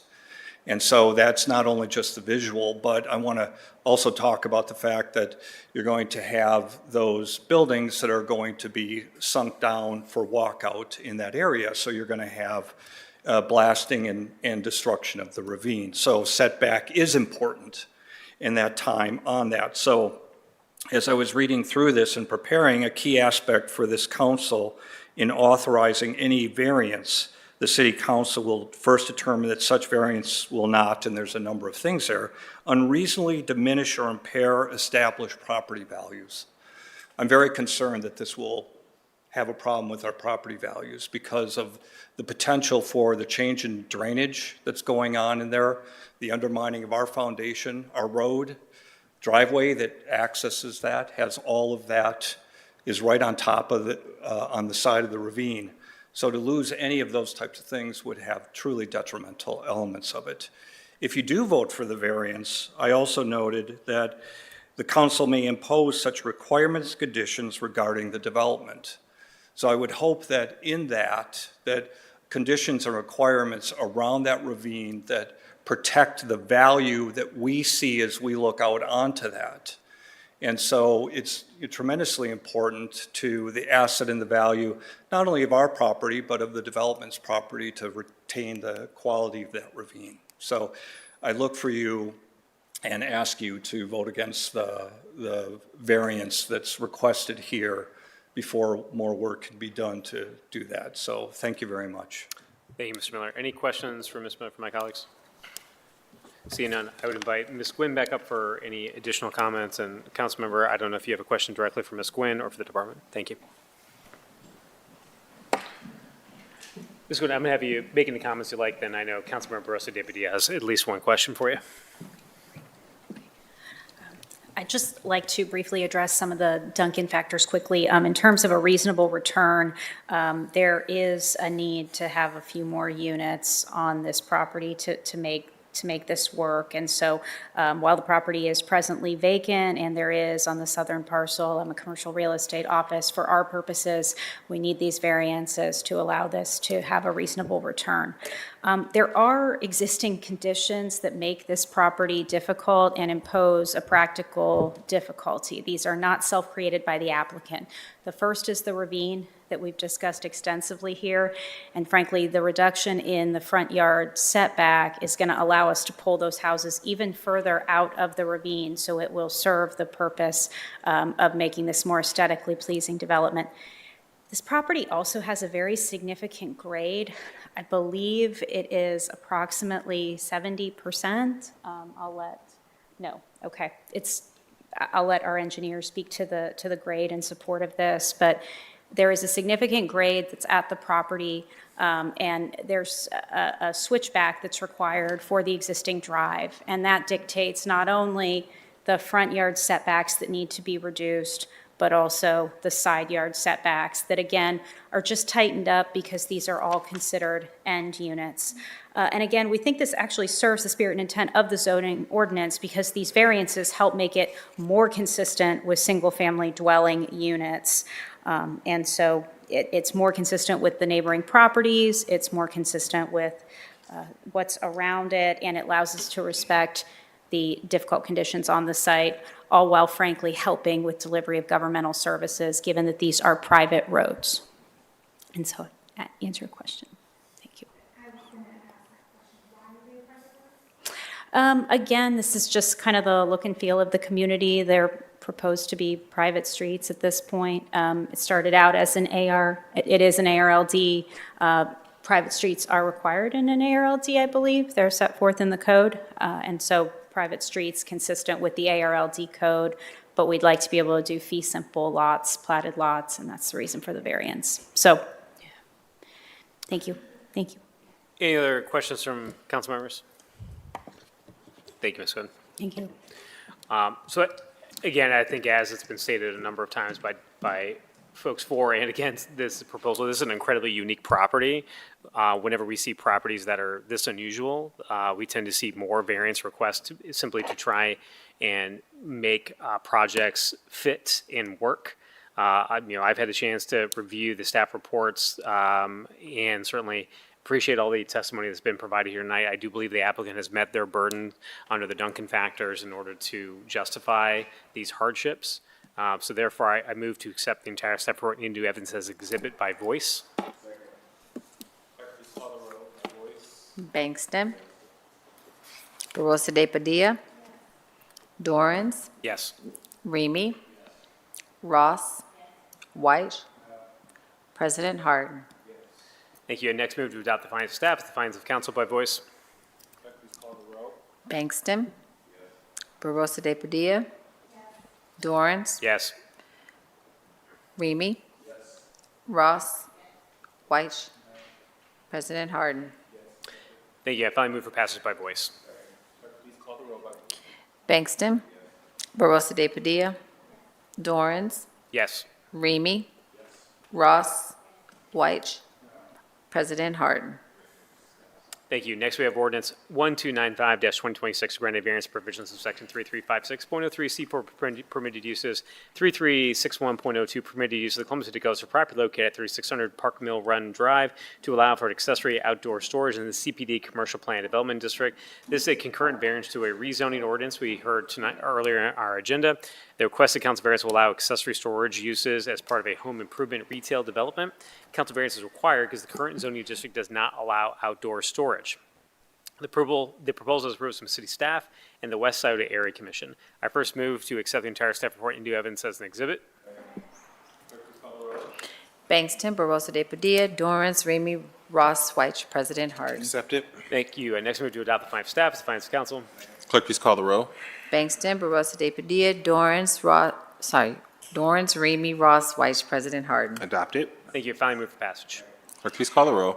Bangston. Barosa de Padilla. Dorans. Remy. Ross. White. President Harden. Passed. Thank you. Next, we have ordinance 1346-2026 to grant a variance provisions section 3367.01 M2 Manufacturing District, 3312.49C required parking of Columbus City Codes for property located at 350 McCormick Boulevard to allow accessory eating, drinking, and retail use of reduced parking in the M2 Manufacturing District. Site consists of one parcel developed a mix of recreational warehousing and manufacturing uses, and the council variance will allow 2,179 square feet of accessory eating, drinking, and retail space within an existing recreation facility. The council variance is required because the current zoning district does not allow eating and drinking or retail uses. A variance to reduce required parking from 226 to 201 spaces is also included in the request. Proposal as approved from city staff and the Far East Area Commission. We had one public speaker on this ordinance, Mr. Bill Taylor, but that speaker decided to rescind their wish to speak at this committee hearing. Therefore, I first move to accept the entire staff report into evidence as an exhibit. Clerk, please call the row. Bangston. Barosa de Padilla. Dorans. Remy. Ross. White. President Harden. Accept it. I move to adopt the findings of staff as the findings of council. Clerk, please call the roll. Bangston, Barosa de Padilla, Dorans, Remy, Ross, White, President Harden. Adopted. Finally move for passage. Clerk, please call the roll. Bangston, Barosa de Padilla, Dorans, Remy, Ross, White, President Harden. Pass. And finally, we have ordinance 1350-2026, granted variance provisions, section 3332.035, R3 Residential District, 3312.49C, required parking in 3321.05B2 vision clearance, and 3332.5 A4 area district allowed with requirements 3332.13 R3 area district requirements 3332.18 D basic computing area 3332.21 building line 3332.25 A3 required side yards and 3332.27 rear yard of the Columbus City Codes for property located at 574-576 Kelton Avenue to allow a two-unit dwelling with reduced development standards in the R3 residential district. Site consists of one undeveloped parcel, and the requested council variance will allow the site to be developed with a two-unit dwelling. A council variance required because the current district prohibits two-unit dwellings. A variance will require parking, vision clearance, lot width, lot area, lot coverage, building setback, side yard, and rear yard are also included in this request. Proposal approved from city staff and the Near East Area Commission. First, move to accept the entire staff report into evidence as an exhibit. Clerk, please call the roll. Bangston, Barosa de Padilla, Dorans, Remy, Ross, Vice President Harden. Accepted. Thank you. And next, move to adopt the findings of staff, the findings of council. Clerk, please call the roll. Bangston, Barosa de Padilla, Dorans, Remy, Ross, Vice President Harden. Adopted. Thank you. Finally, move for passage. Clerk, please call the roll. Bangston, Barosa de Padilla, Dorans, Remy, Ross, Vice President Harden. Passed. All we have tonight in the zoning committee, Council President. Is there a motion to adjourn? So moved. Second. Clerk, please call the roll. Bangston, Barosa de Padilla, Dorans, Remy, Ross, Vice President Harden. Meeting is adjourned.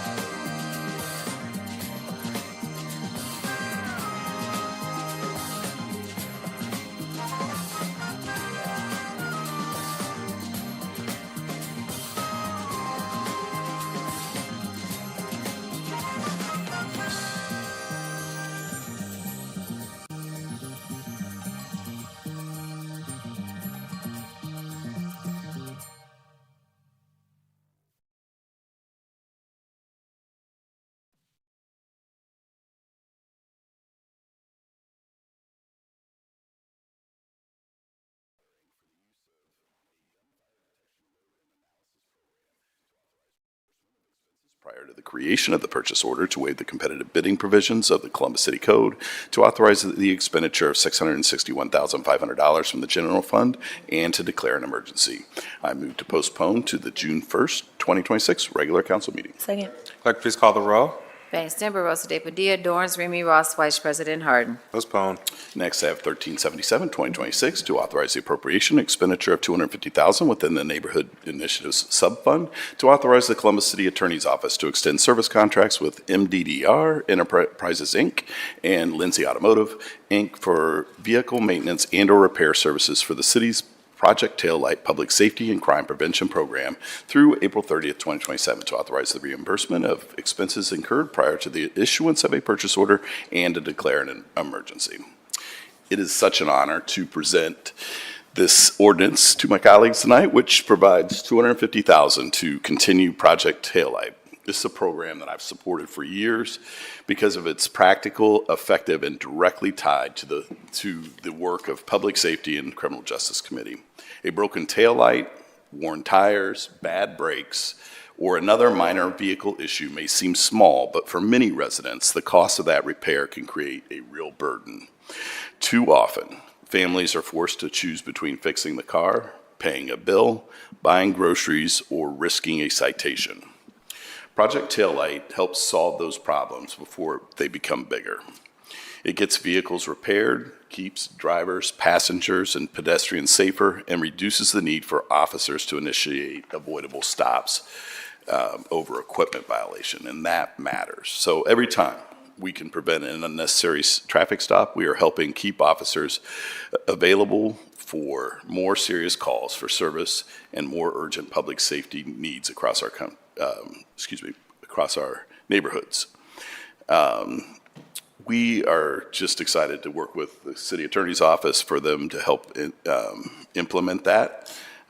We're excited that we are helping, many of these people that get this assistance are single mothers that wouldn't be able to get their cars fixed otherwise. That means, doctor's appointments, that means work, that means school, all of those things are being cured with this program. So we have made the investment to invest in this work year after year because it brings so much value to the residents and to the broader community.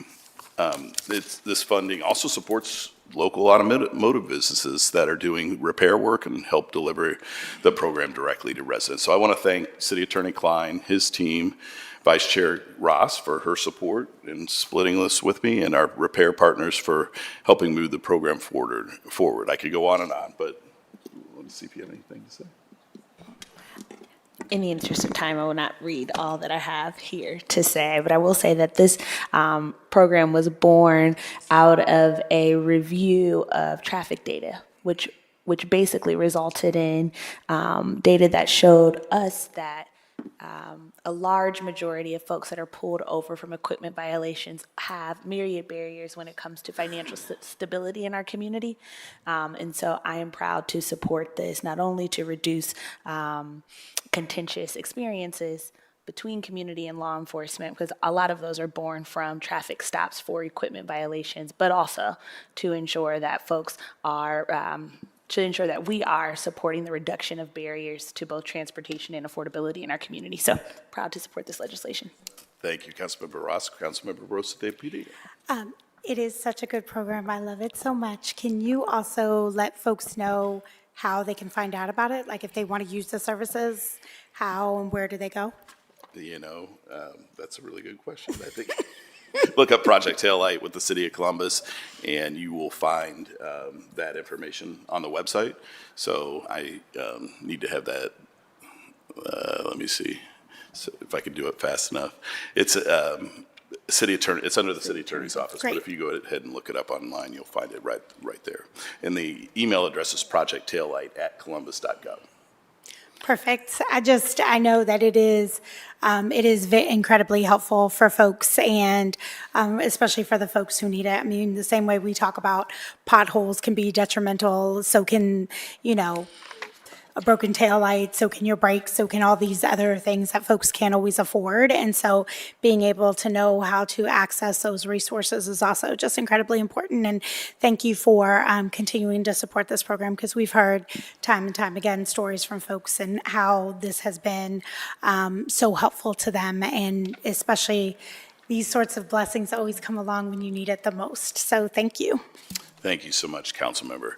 Are there any other comments or questions? Seeing none, I move for passage. Second. Bangston, Barosa de Padilla, Dorans, Remy Ross, Vice President Harden. Next, I have 1505-2026 to authorize and direct the Director of Department of Public Safety to modify and extend the contract with Change Healthcare Technology Enabled Services, LLC, for EMS billing collection and reporting services from May 31st, 2026 to August 31st, 2026, to authorize the expenditure of $350,000 from the general fund to waive the competitive bidding provision of the Columbus City Codes and to declare an emergency. Competitive bidding is requested to be waived because Change Healthcare Technology Enabled Services is uniquely positioned to complete the collection of outstanding receivables that they've already been working on. Emergency action is necessary to allow for immediately collection of unpaid debts. So as the city transitions to a new EMS billing vendor, there are still outstanding EMS receivables that need to be collected and properly closed out. Change Healthcare is the current provider, so they are already in position to continue to do the work during this short transition. The extension could mean an increase in revenue for the city of up to $1.8 million. I also want to clarify that this expense is directly tied to collection activity. The vendor is compensated based on revenue collected and not being paid otherwise. So the city is paying for work that helps recover dollars that may go uncollected. So are there any questions or comments from my colleagues? Seeing none, I move for passage. Second. Bangston, Barosa de Padilla, Dorans, Remy Ross, Vice President Harden. Thank you very much, Council President. That's all I have tonight. Thank you, Mr. Chair. The next committee to come before council is the Housing, Homelessness, and Building Committee. That committee is chaired by Councilmember Ross. Councilmember, the floor is yours. Thank you, Council President. Actually, tonight we have 3 pieces of important legislation up for a second read. I will start with ordinance number 1213-2026. And while I am reading the ordinance number, I would ask Ann Bischoff to come to the podium. This is to authorize the Director of the Department of Development to enter into a capital contribution agreement with the Star House for facility renovations to authorize the expenditure in an amount of up to $1 million within the Development Taxable Bond Fund, and to authorize the advancement of funds on a predetermined schedule. Star House once operated as a 24-hour drop-in center and is currently the only drop-in center for youth ages 14 to 24 who are experiencing homelessness. At the drop-in center, youth are provided immediate access to food, clothing, hygiene items, laundry facilities, showers, and a safe place to be, as well as access therapy, case management, housing, transportation, healthcare, employment, education, addiction services, legal aid, government benefits, ID cards, and more. In 2025, Star House reported that youth who visited the drop-in center for 90 days or more reported the outcomes of secured critical IDs, enabling them to sign leases, get jobs, enroll in school, obtain jobs, disproving myths about homelessness and unemployment, received health care, thanks to on-site partners like Nationwide Children's and Columbus Public Health, participated in case management with our trained clinical team, chose to engage in therapy, taking steps to address trauma and PTSD, obtained housing amidst the nationwide affordable housing crisis, and this funding will allow renovations to the second drop-in center on the south side and renovations of the current facility in the Milo Grogan community. This investment will ensure that youth in the community have safe, well-maintained, and adequate place for reprieve and resource provision during their stay. Thank you to the CEO of Star House for being here today, and Bischoff will allow you to provide comment before I move for passage. Thank you, and good evening, President Harden, Chair Ross, council members. I appreciate the chance to share this evening. My name is Ann Bischoff, CEO of Star House. I'm here today in support of Ordinance 1213-2026 to authorize the Director of the Department of Development to enter into a capital contribution agreement with Star House for facility renovations. For 2 decades, Star House has partnered with youth ages 14 to 24 as they exit homelessness and thrive. Our success has been made possible by a long-standing partnership with the City of Columbus and other key partners. Our Milo Grogan Drop-In Center is the only place in Central Ohio where young people experiencing homelessness have immediate year-round access to safety, basic needs, and stabilizing resources, all in one place. Every day we meet young people navigating trauma, exploitation, family rejection, violence, and housing instability. The environment we provide matters deeply. Safe, welcoming, and functional spaces help young people stabilize, engage in services, and begin envisioning a different future. Last school year, we served more than 1,700 individual drop-in center guests, double the number served 4 years before that. After more than a decade of operating 365 days a year out of the Milo Grogan Drop-In Center, and with demand for services growing, the facility is in urgent need of renovations and infrastructure improvements. This proposed investment would strengthen our ability to serve youth with dignity, safety, and effectiveness by supporting essential facility upgrades. Planned improvements include the creation of additional therapy and case management offices, an educational play space for the young children of our guests, updated HVAC systems, additional showers and bathrooms, much-needed flooring repairs, parking lot repairs to address flooding and drainage issues, and other critical facility enhancements. The impact of our services prevents chronic homelessness into adulthood in our community. Among youth who engaged with Star House services for 90 days or more, an overwhelming majority obtained housing, secured employment, accessed medical services, obtained crucial IDs, and more. These outcomes are possible because young people have a stable, trusted place that serves as a safety net and a launch pad into stability. We're grateful to the City of Columbus for your longstanding partnership and commitment to young people who are exiting homelessness. On behalf of the youth we serve, our staff, our board, and community partners, thank you for your consideration, and I respectfully ask for your support of Ordinance 1213-2026. Thank you, and I'm happy to answer any questions you may have. Thank you, Ann. Any questions or comments from my colleagues? Councilmember. No, just thank you. Thank you for the incredible work that you do. I'm so excited about the new building on the south side and the way that you're going to be able to treat folks. I think you and I have had conversations about this. It's just so critical for our young people to, I think, increasingly as we think about intentional work that we need to do in communities with what our young people are facing today is so critical. And so Star House has stood in that gap for a very long time. And so continuing to develop that work and be in community and in different areas of the community so that we can meet our young people where they are is just so critical. So thank you. Thank you. Thank you for your support. Thank you, Ann. We are certainly excited about the growth of Star House and the resource that you all continue to provide to our young people and community. And so if there are no other comments or questions from my colleagues, I'll move for passage. Banks, Denver-Rosa de Padilla, Dorrance, Remy Ross, Vice President Harden. Thank you, Council President. The second piece of legislation is ordinance number 1368-2026 to authorize the city attorney to enter into contracts with Columbus Next Generation Corporation and Habitat for Humanity Mid-Ohio to provide home repair services under the Owner-Occupied Initiative Program, to authorize the reimbursement of qualifying expenses incurred prior to the creation of the purchase orders, to authorize the appropriation and expenditure of funds within the General Fund Neighborhood Initiatives Subfund, and to declare an emergency. I will talk a little bit about the Owner-Occupied Initiative Program, but we'll ask Tracy if you could come to the podium while I give some information. The Owner-Occupied Initiative Program is a collaboration between the City of Columbus, Office of the City Attorney, and the Franklin County Environmental Courts to assist homeowners throughout the city, particularly those who are elderly and or disabled, in repairing code violations on their homes. Repair work has included roof repair and replacement, gutters, painting, sewer line work, porch and foundation repair, removal of dead trees, and remediation of overgrown vegetation. Council has extended the program through the end of this year and authorized Columbus Next Generation Corporation and Habitat for Humanity Mid-Ohio as partners in completing the relevant repairs. And thank you so much to my friend from Next Generation Corporation for being here. I will pass it over to you for remarks before I move for passage. Thank you so much, Chairman Ross, Council President Harden, and our members of council. Thank you for this opportunity to come before you. Most of you I know, some of you I've not had the pleasure of meeting. My name is Tracy Taylor, double T for double trouble, but usually is good trouble. And I am a graduate of Eastmore. Yes, so at the end of 2021, the City Attorney's Office, that client's office, noticed increasing code violations. And due to COVID, it kind of got backed up a little bit more.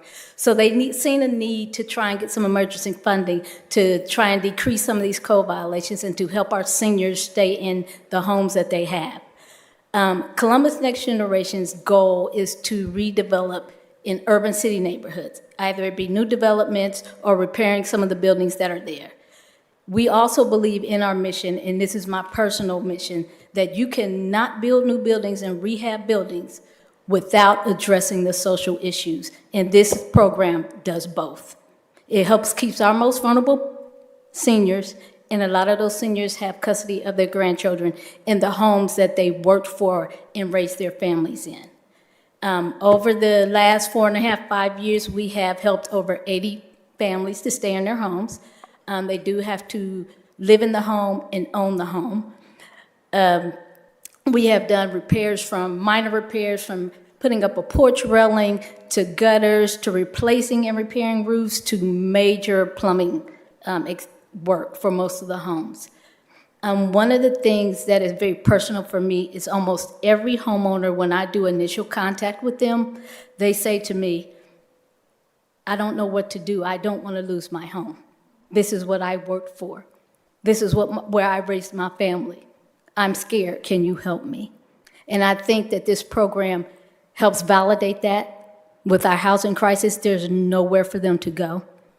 And it also, for the future homeowners, I believe that this structure of rebuilding these homes provides for our future homeowners. I greatly appreciate, and I hope that we have continued support from the council for this program. I see that it has had a very valuable effect on the community, not just financially, but socially, which sometimes is more important than just the numbers. Columbus Next Gen has integrated this program in long terms because this is a part of our mission, and we hope to continue to see it grow, and we are blessed to be a part of it. Thank you for your continued support, and thank you for your time this evening. Thank you, Tracy. Any comments or questions from my colleagues? We certainly appreciate the work of Next Generation Corporation and also Habitat for Humanity Mid-Ohio. As someone who used to work in the city attorney's office and also manage the owner-occupied initiative docket, I too can attest to not only the increase in health outcomes that aging in place and allowing for aging in place has on our community, but also it meets the strategy that we as the city of Columbus have to promote affordability in our community by the preservation of housing stock in our community. And so I certainly thank you for being a partner in this work. It takes several conversations. It takes lots of hand holding. It takes lots of back and forth. And it takes a special person to be able to walk someone through this process. And so we appreciate you for your partnership, your continued partnership in this program. And so that council member doesn't ask me, in order to receive access to services as a part of the owner-occupied initiative, you do first have to have a code violation, and there has to be an open environmental court case. But on that code violation, there is always a name and a number right at the bottom. If you call that name and that number and you qualify for these resources, you will get the help. And so instead of ignoring the code violation, please lean in, please call, please ensure that you are engaging with this process so that you can receive the resources that may be available to you. Well, and I just want to say, the last thing I want to say is, I think as people get older, you know, your money doesn't go as far, and especially when you're taking care of other family members. And so those critical needs, you sometimes can't even take care of them. And so this is why this is so important, because it's not just about staying in your home. Also means that that roof gets fixed and that those other issues are addressed. So I think that's the most important point. I think that this is a gap that we fill because of that. Agreed. Thank you, Tracy. And if there are no other comments or questions, I will move for passage. Bankston, Barossa de Padilla, Dorrance, Remy, Ross, Vice President Harden. Thank you, Council President. And the final piece of legislation is ordinance number 1465-2026. And before I read it, she's already coming up because she's been here before. We'd like to welcome President and CEO of the Community Shelter Board, Shannon Isom. And this ordinance is to authorize the Director of the Department of Development to enter into a grant agreement with the Community Shelter Board in an amount up to $13,075,000 $100,000 for the purpose of continuing the city's support for men, women, and families who are experiencing or at risk of experiencing homelessness in Columbus, to authorize the payment of expenses prior to purchase order execution starting January 1st, 2026, to authorize the appropriation and expenditure in an amount up to $4 million within the Neighborhood Partnerships Capital Fund. At this time, only $3,654,654.64 is available, and the additional $345,345.36 will be received near the end of May, and at that time should be appropriated, and an ACPO should be established for use for this agreement to authorize the expenditure in an amount up to $13,075,000 to authorize the payment for reasonable food and non-alcoholic beverages as they are an integral part of their operational costs, to allow funding to be advanced to the agency on a predetermined schedule, and to declare an emergency. This funding will allow CSB to continue to provide 5 initiatives to address homelessness in our community: the continuum of care application, crisis response, outreach services, permanent supportive housing services, safety net program, and hotel cost office of violence prevention. These programs provide support for men, women, and families who are experiencing or at risk of experiencing homelessness in Columbus. CSB leads a coordinated community effort to make sure everyone has a place to call home. And with that, I will pass it to President and CEO of the Community Shelter Board, Shannon Isom. Thank you for being at council today. Absolutely, and thank you. Good evening, Chair Ross and Vice Chair, Chair Ross, Vice Chair, and then Council President Harden. Members of the council, thank you for your time, energy, and effort as well towards this. This is not lost on me that we've asked for the largest amount of dollars from this council, and you said yes. So thank you. I know that there are many, many, many voices that made this possible. Each time that I have the opportunity to speak about homelessness, I approach it with the understanding that many of you understand the complexities and the challenges that are before us. Sometimes, though, it feels absolutely unrelenting and strident and untenable.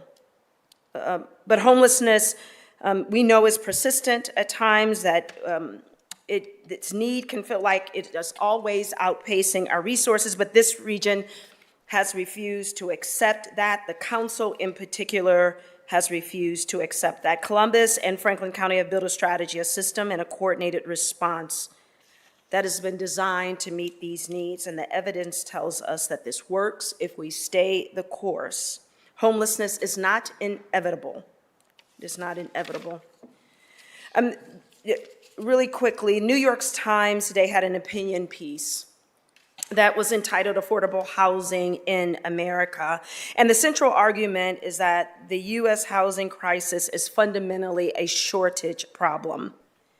And as with America, all of America, it has made far too few housing development, and we're underbuilding. It's hard for us to keep up, but that underbuilding has been for decades. And this underbuilding has pushed ownership and rent beyond reach for many households. So it talks also about increased opportunity metro areas. Franklin County is one of them. We are struggling with supply. So I come here from Community Shelter Board, understanding that this coordinated system response of accountability, partnership, and shared responsibility also says that our progress is predicated on a strong voice, where community alignment is important in sharing the responsibility, but also that we have to be dedicated that homelessness is rare, brief, and non-recurring. And that can only happen if we have more housing. So as the federally designated UFA for Columbus and Franklin County Community Shelter Boards leads this funding, this data, this strategy, the partnership across the coordinated network for 16 nonprofit agencies to ensure that our response system remains responsive and effective, and that our programs are a part of the investment, but that housing must be the end goal for the readiness of these partners. The city's $13 million sustains this core function of this system.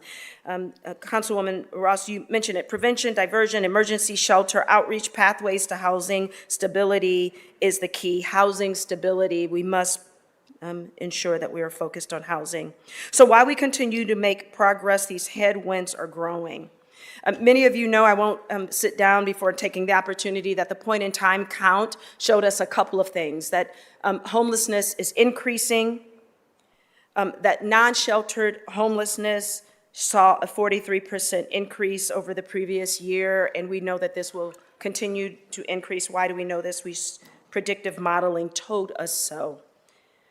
And so these dollars that will be put, every dollar will be put on the ground for homelessness and housing.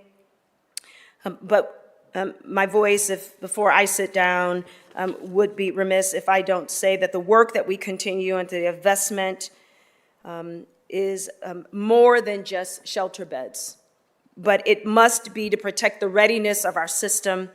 So on behalf of the Community Shelter Board, our system partners, we ask for your support for the ordinance. Thank you, Councilwoman Ross, for bringing this forward. And we thank council, we thank Mayor Ginther, Director Michael Stevens, and the Department of Development for your continued leadership in making homelessness rare and brief, helping us to make it non-recurring across our region. Thank you for your time, and I'm happy to answer any questions along with this ordinance. Thank you, President Isom. Any questions or comments for President Isom from my colleagues? Well, we certainly thank you for all of the work that you continue to do. It's not easy work, it is hard work, and we appreciate all of the partners who you support in this work. And I'm going to allow my chair or vice chair to make comment if he would like to. Okay, awesome. Well, this is the best package of legislation I think I've passed to date. So I'm very excited. If there are no other comments or questions from my colleagues, I'll move for passage. Bangston, Barosa de Padilla, Dorns, Remy, Ross, Vice President Harden. Passed. That is it from me. Thank you. Thank you, Madam Chair. Good work tonight. The final committee coming before council is the Public Utilities and Sustainability Committee, chaired by Councilmember Weiss. Councilman, the floor is yours. Thank you, Council President. We were so close, everyone, to not going last. We'll try again next week.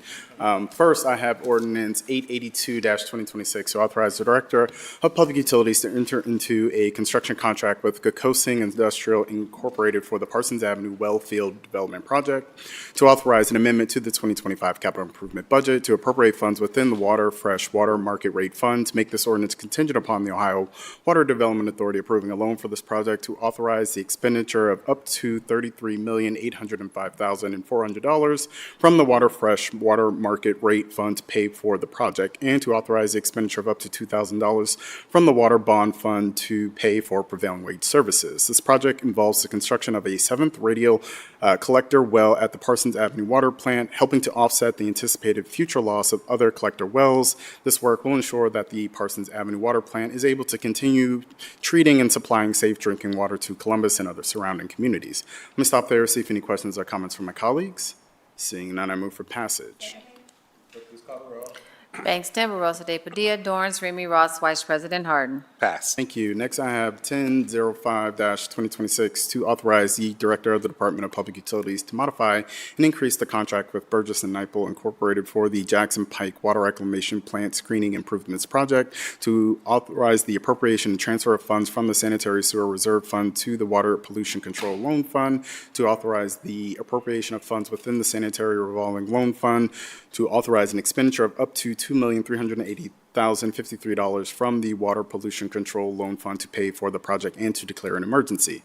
This project involves improvements to two aging mechanical screens at the Jackson Pike Water Reclamation Plant. These screens are necessary for removing large debris from the wastewater that enters the plant. Emergency designation is requested as the existing screens cannot adequately remove debris and could therefore cause damage or extra repair expense in the future. Let me stop there and see if any questions or comments from my colleagues. Seeing none, I move for passage. Clerk, please call the roll. Bangston, Barosa de Padilla, Dorns, Remy, Ross, Vice President Harden. Passed. Thank you. Next, I have 1058-2026 to authorize the Director of the Department of Public Utilities to enter into a professional engineering services contract with Glass Pipe Schumer, Burns, and DeHaven Incorporated for the Division of Water Reclamation Sanitary Pump Stations Construction Project, to authorize an amendment to the 2025 capital improvement budget, to authorize the appropriation of funds within the Sanitary Revolving Loan Fund, to authorize this contract to be funded with a loan from the Water Pollution Control Loan Fund, to make this ordinance contingent upon the Ohio Water Development Authority approving a loan for this project, and to authorize the expenditure of up to $2,058,861.31 from the Sanitary Revolving Loan Fund for the contract.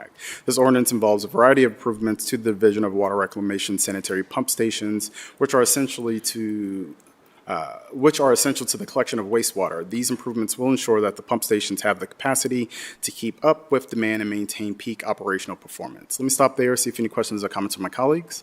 Seeing none, I move for passage. Clerk, please call the row. Bangston, Barosa de Padilla, Dorance, Remy Ross, Vice President Harden. Passed. Thank you. Next, I have 1117-2026 to authorize the Director of the Department of Technology on behalf of Columbus Water and Power to enter into a contract with Real-Time Networks Incorporated for hosting and ongoing support of an electric key management system, to waive the competitive bidding provisions of Chapter 329 of Columbus City Codes, and to authorize the expenditure of $80,106 from the Department of Technology Information Services Division Information Services Operating Fund. This ordinance provides the funding for the maintenance and ongoing support of Columbus Water and Power's electronic key system, which enhances the security of the department's facilities, vehicles, and other assets. Let me stop there, see if any questions or comments from my colleagues. Seeing none, I move for passage. Clerk, please call the row.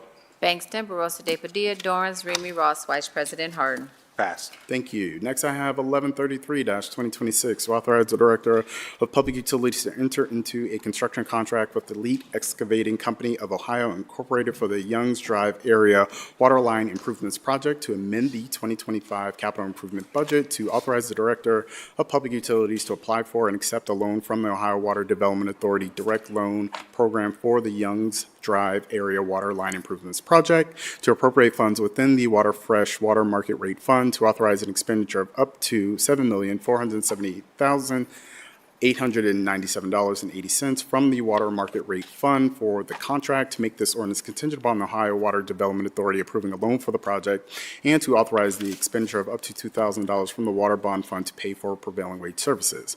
This project consists of the installation of approximately 10,575 linear feet of new water mains, as well as the replacement of privately owned lead and galvanized water service lines in the Northland community. This project will improve water service, reduce burden on water maintenance operations, and minimize water loss. Let me stop there, see if any questions or comments from my colleagues.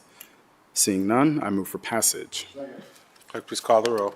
Bangston, Barosa de Padilla, Dorance, Remy Ross, Vice President Harden. Passed. Thank you. Next, I have 1142-2026 to authorize the Director of Public Utilities to enter into a construction contract with Complete General Construction Company for the Community Park Maple Canyon Home Sewage Treatment System Elimination Project, to authorize an amendment to the 2025 capital improvement budget, to appropriate funds within the Water Pollution Control Loan Fund, to authorize a transfer of cash and appropriation between projects within the Sanitary Bond Fund, to make this ordinance contingent upon the Ohio Water Development Authority approving a loan for this project, and to authorize the expenditure of up to $2,152,551.20 from the Water Pollution Control Loan Fund and the Storm Bond Fund to pay for the project. This project consists of the installation of approximately 2,200 linear feet of sanitary sewer mains, as well as other improvements to existing storm infrastructure in the Northland community. This work will mitigate drainage and flooding issues and prevent sanitary sewer overflows to basements and waterways. Let me stop there, see if any questions or comments from my colleagues.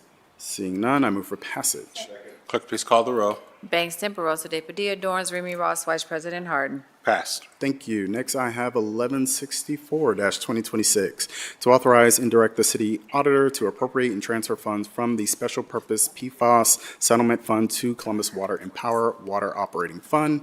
In July 2025, the city was authorized to accept settlement claims in a product liability case. This ordinance authorizes the transfer of these funds so that they can be used by the Division of Water for the purpose of improving water quality. Let me stop there, see if any questions or comments from my colleagues.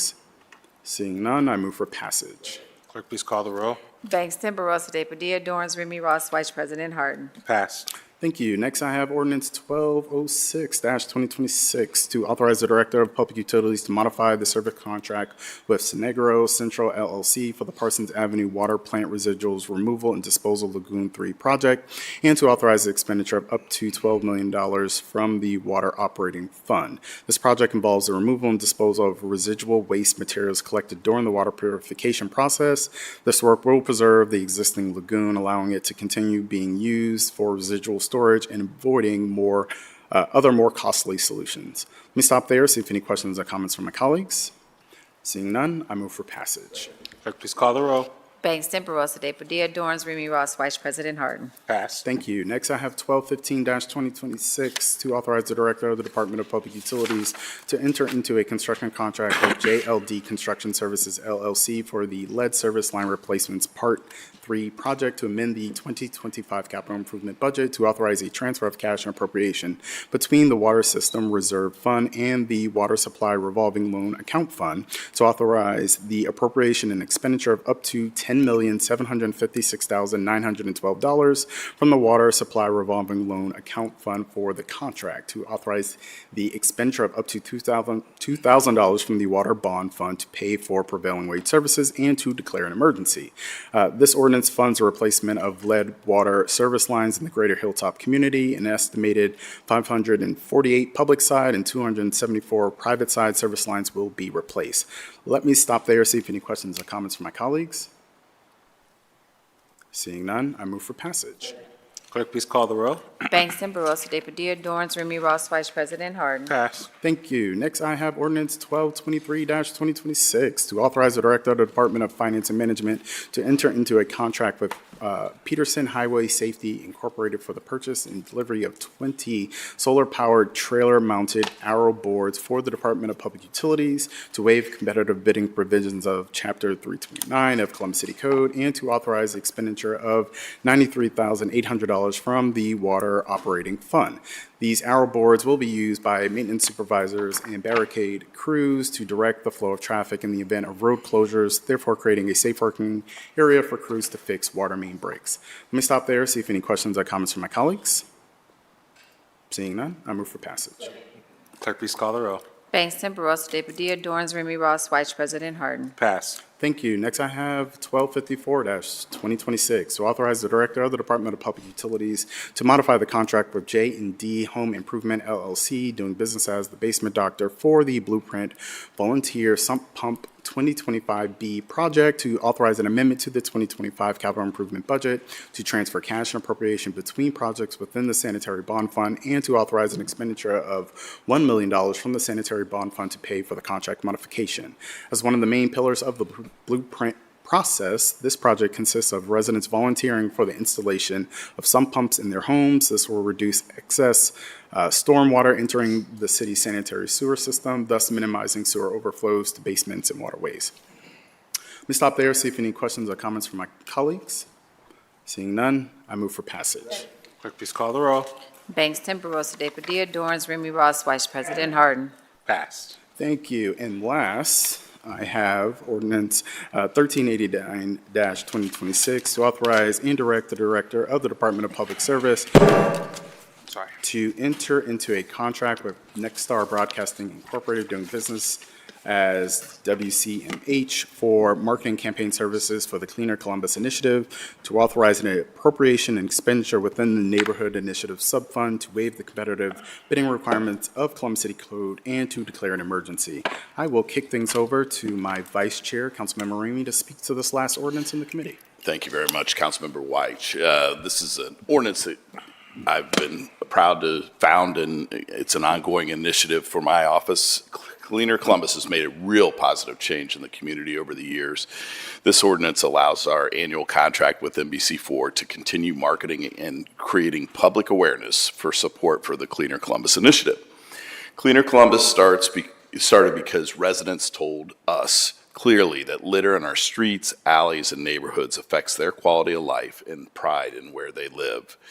This partnership with NBC4 helps us reach more residents, promote sustainability, and make sure people know and about future opportunities to get involved, provides jobs and opportunities to earn money for nonprofits to those that help with our cleanup efforts across the city. So we saw exactly how that worked last week with our 5th annual citywide cleanup, where we had more than 300 volunteers and collected almost 10,000 pounds of litter. So thank you, Councilmember White. Appreciate the opportunity to share. Have a great evening. No worries, Vice Chair. And with that, I move for passage. Clerk, please call the row. Bangston, Barosa de Padilla, Dorance, Remy Ross, Vice President Harden. Passed. Thank you. That is all I have from my committee this evening. Thank you, Mr. Chair. Seeing no further business come for council, is there a motion to adjourn? Clerk, please call the row. Bangston, Barosa de Padilla, Dorance, Remy Ross, Vice President Harden. Passed. We have 3 non-agenda